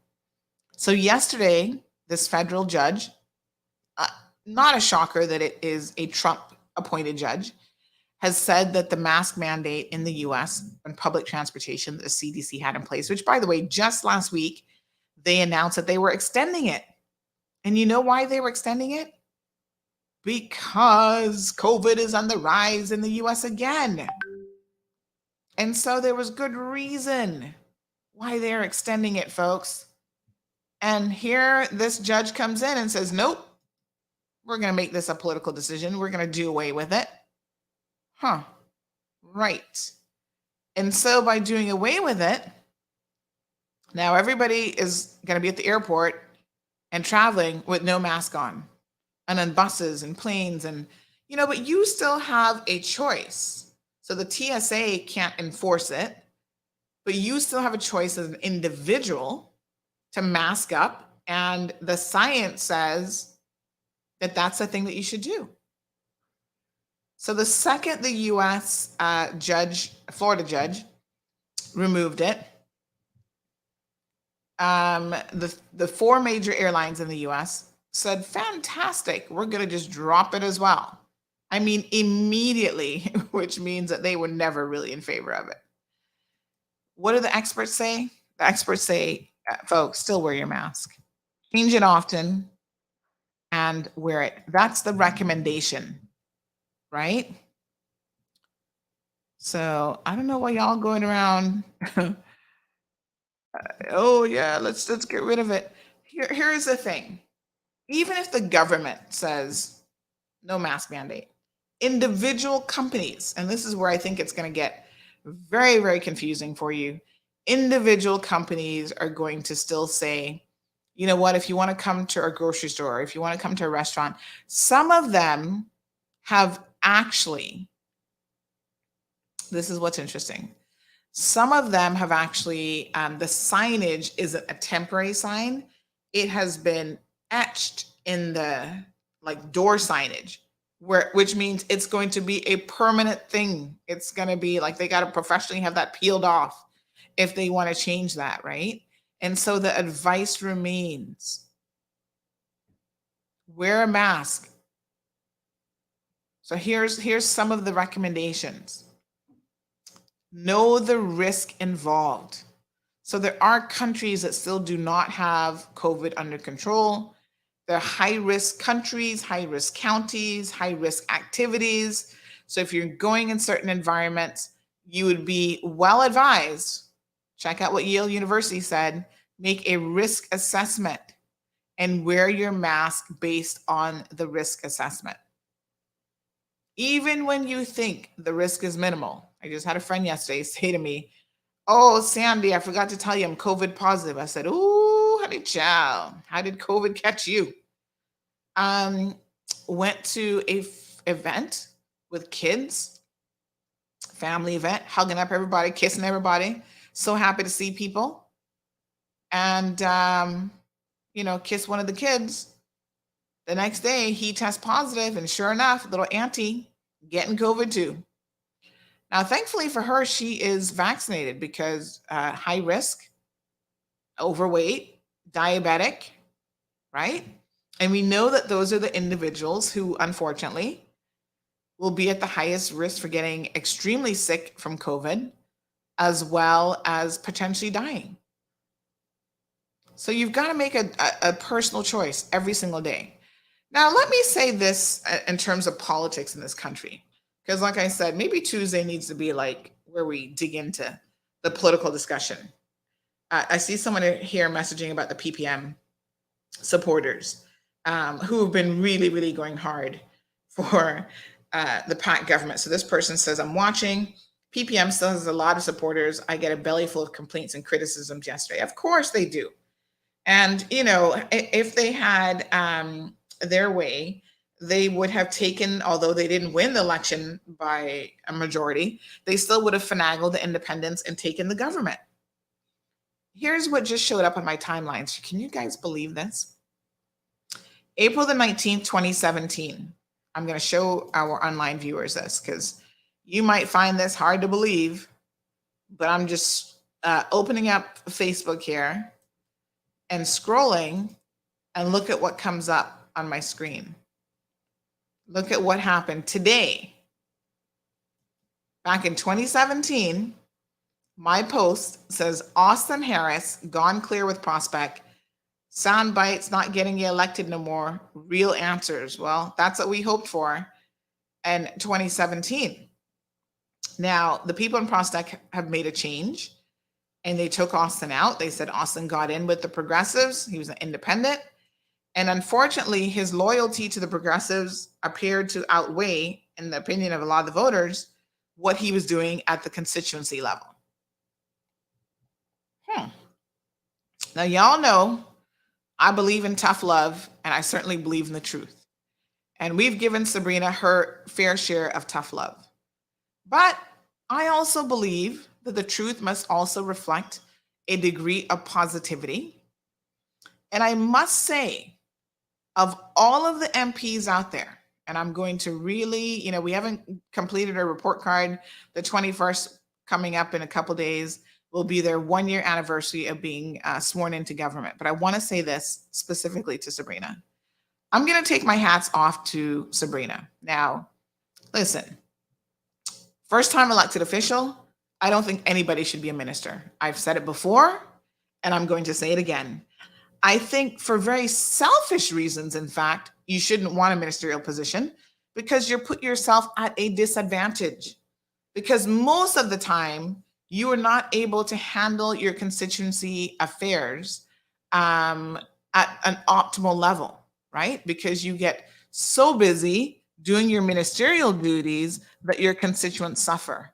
And it's not just, let me be very frank, it's not just for first-time elected officials, because I do see some of the, second-term MPs who took up a ministerial role as part of this PAC government also suffering from this. But I do want to say that of all the people out there, I do not, in fact, see this being a serious issue of concern for Sabrina, because every single opportunity, and I think this is where when you have a good team that is working with you, it makes a world of difference. I'm going to show you guys her social media page. Sabrina is quite honestly keeping on top of a lot of different things. So she has her constituency office. Listen, in 4 years, Austin never secured a constituency office. Why? Because Alden told him, he's following Alden, that the two of them were going to share a constituency office and they were going to open an office together, and that never happened. Alden doesn't have to worry about it. He believes he can do whatever, and you guys are going to continually vote him in because he's been in there for donkey years. And he has no real substantial opponents until this last election when Sammy Jackson ran against him. Sammy did pretty good all the same. He's had no real competition. Dr. Frank, no competition for somebody like Alden, right? And so here we go. A track record already, a year in, of doing things in her constituency, right? Showing up, not just to her, not just to her ministerial jobs, but activities. So she's doing stuff for Christmas. She's doing stuff for Easter. She's having community cleanups. She's out there cleaning up the grave sites. She's doing stuff and cleaning up the parks. So this is some footage here from the Easter weekend. She had her community Easter event at her constituency office. The constituency office is open, folks. It's actually being utilized. People can go there. She gives out food vouchers. She has, people donating. They do packaged food. So if you're in Prospect and you're in need, sometimes people even out of Prospect can go and get a little bag of chicken and rice and beans, and you can put together a little something. So here's someone who's doing way more. Listen, shame the devil and tell the truth. She is doing a lot in her constituency. And there will still be some people who refuse to give her any degree of credit just because they're either PPM diehards or they just don't like this government. Y'all need to do better now. Give people credit where credit is due. Okay? So you see, not just on social media, but certainly she's posting all of her stuff. So here's her Easter fun day, right? At least a week's worth of notice that this was coming. There's some MPs who were putting out, even if they had a fun day, it was a last minute afterthought. They're not putting out any notices about it. You find out about it the day of. Listen, y'all need to get it together. And I don't care whether you're PAC government or not. By the way, what events is the opposition doing? Quiet as a mouse. I don't hear nothing from them. You can barely see them showing up. Y'all talking about, we preferred the progressives. Well, your progressive leader barely shows up to anything, including he's still getting a hefty salary, right? When I say opposition's leader, let me correct that. Alden McLaughlin. He's out on the farm.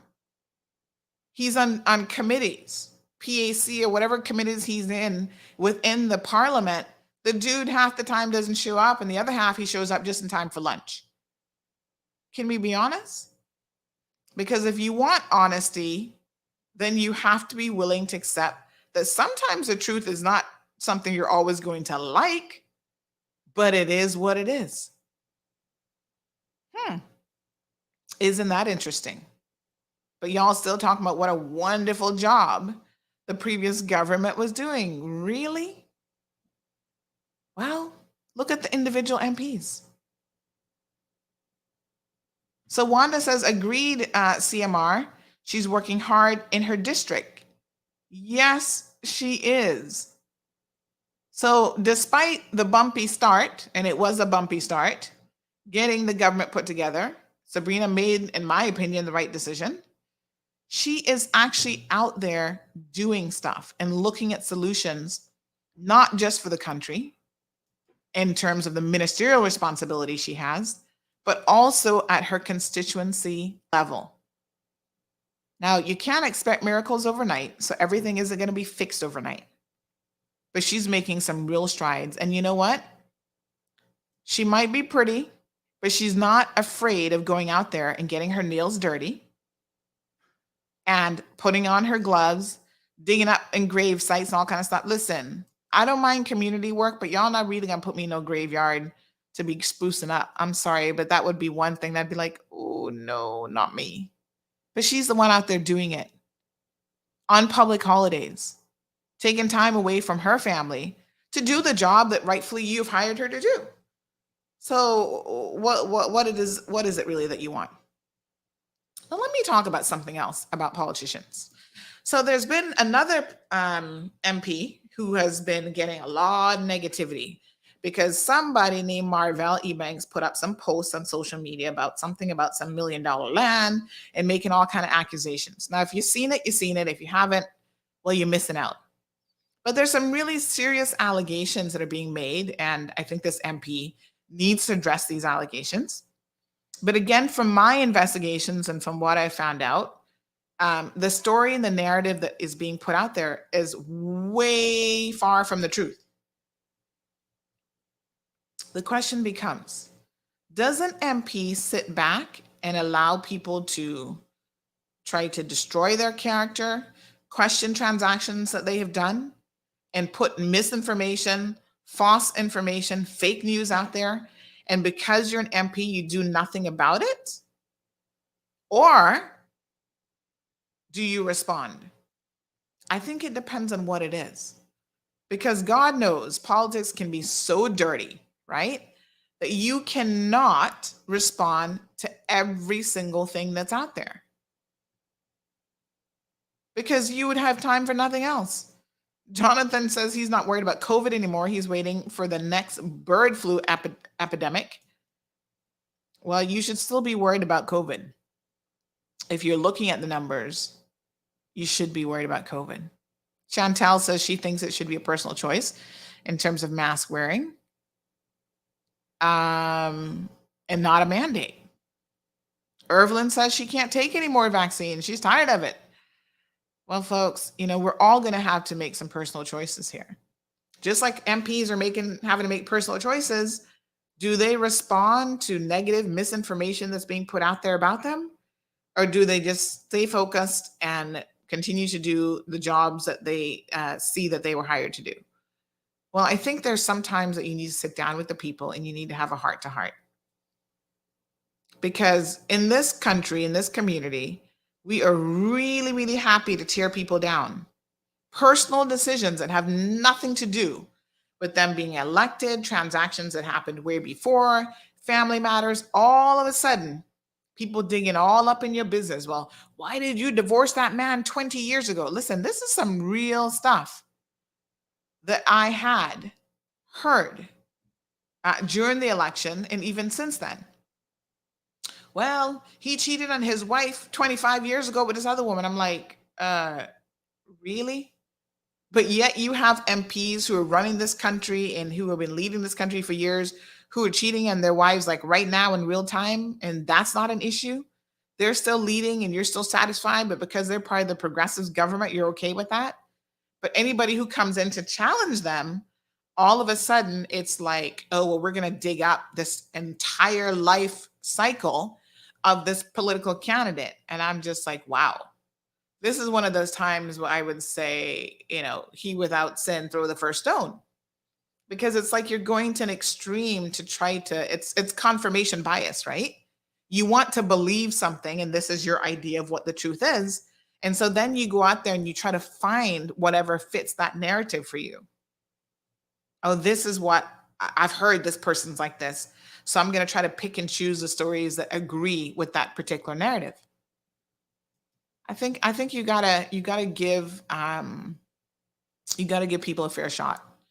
Damien says, and now she's going to be doing 2 portfolios. Yes. She's got health. And, I've heard the criticisms about health.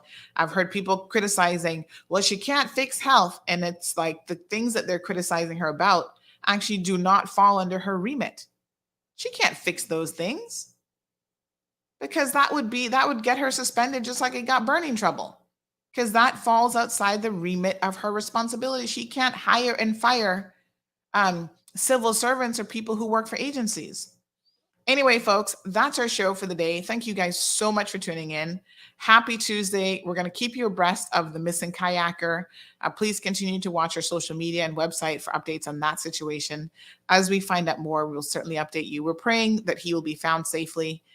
If you're in a position to help the Coast Guard or the RCIPS, please contact them directly. And in the interim, we'll see you guys tomorrow morning at 7:30 a.m., bright and early. We continue the conversation. So you guys have a fabulous day. Thank you for tuning in to another episode of The Cold Hard Truth on Bobo 89.1 FM. Cayman's #1 talk show is live weekdays from 7:30 a.m. Never miss an episode again. Watch anytime on CMR's Facebook and YouTube channels for the latest show episodes. Don't forget to follow us online on our social media channels and visit CaymanMarlRoad.com for all the latest news and community happenings.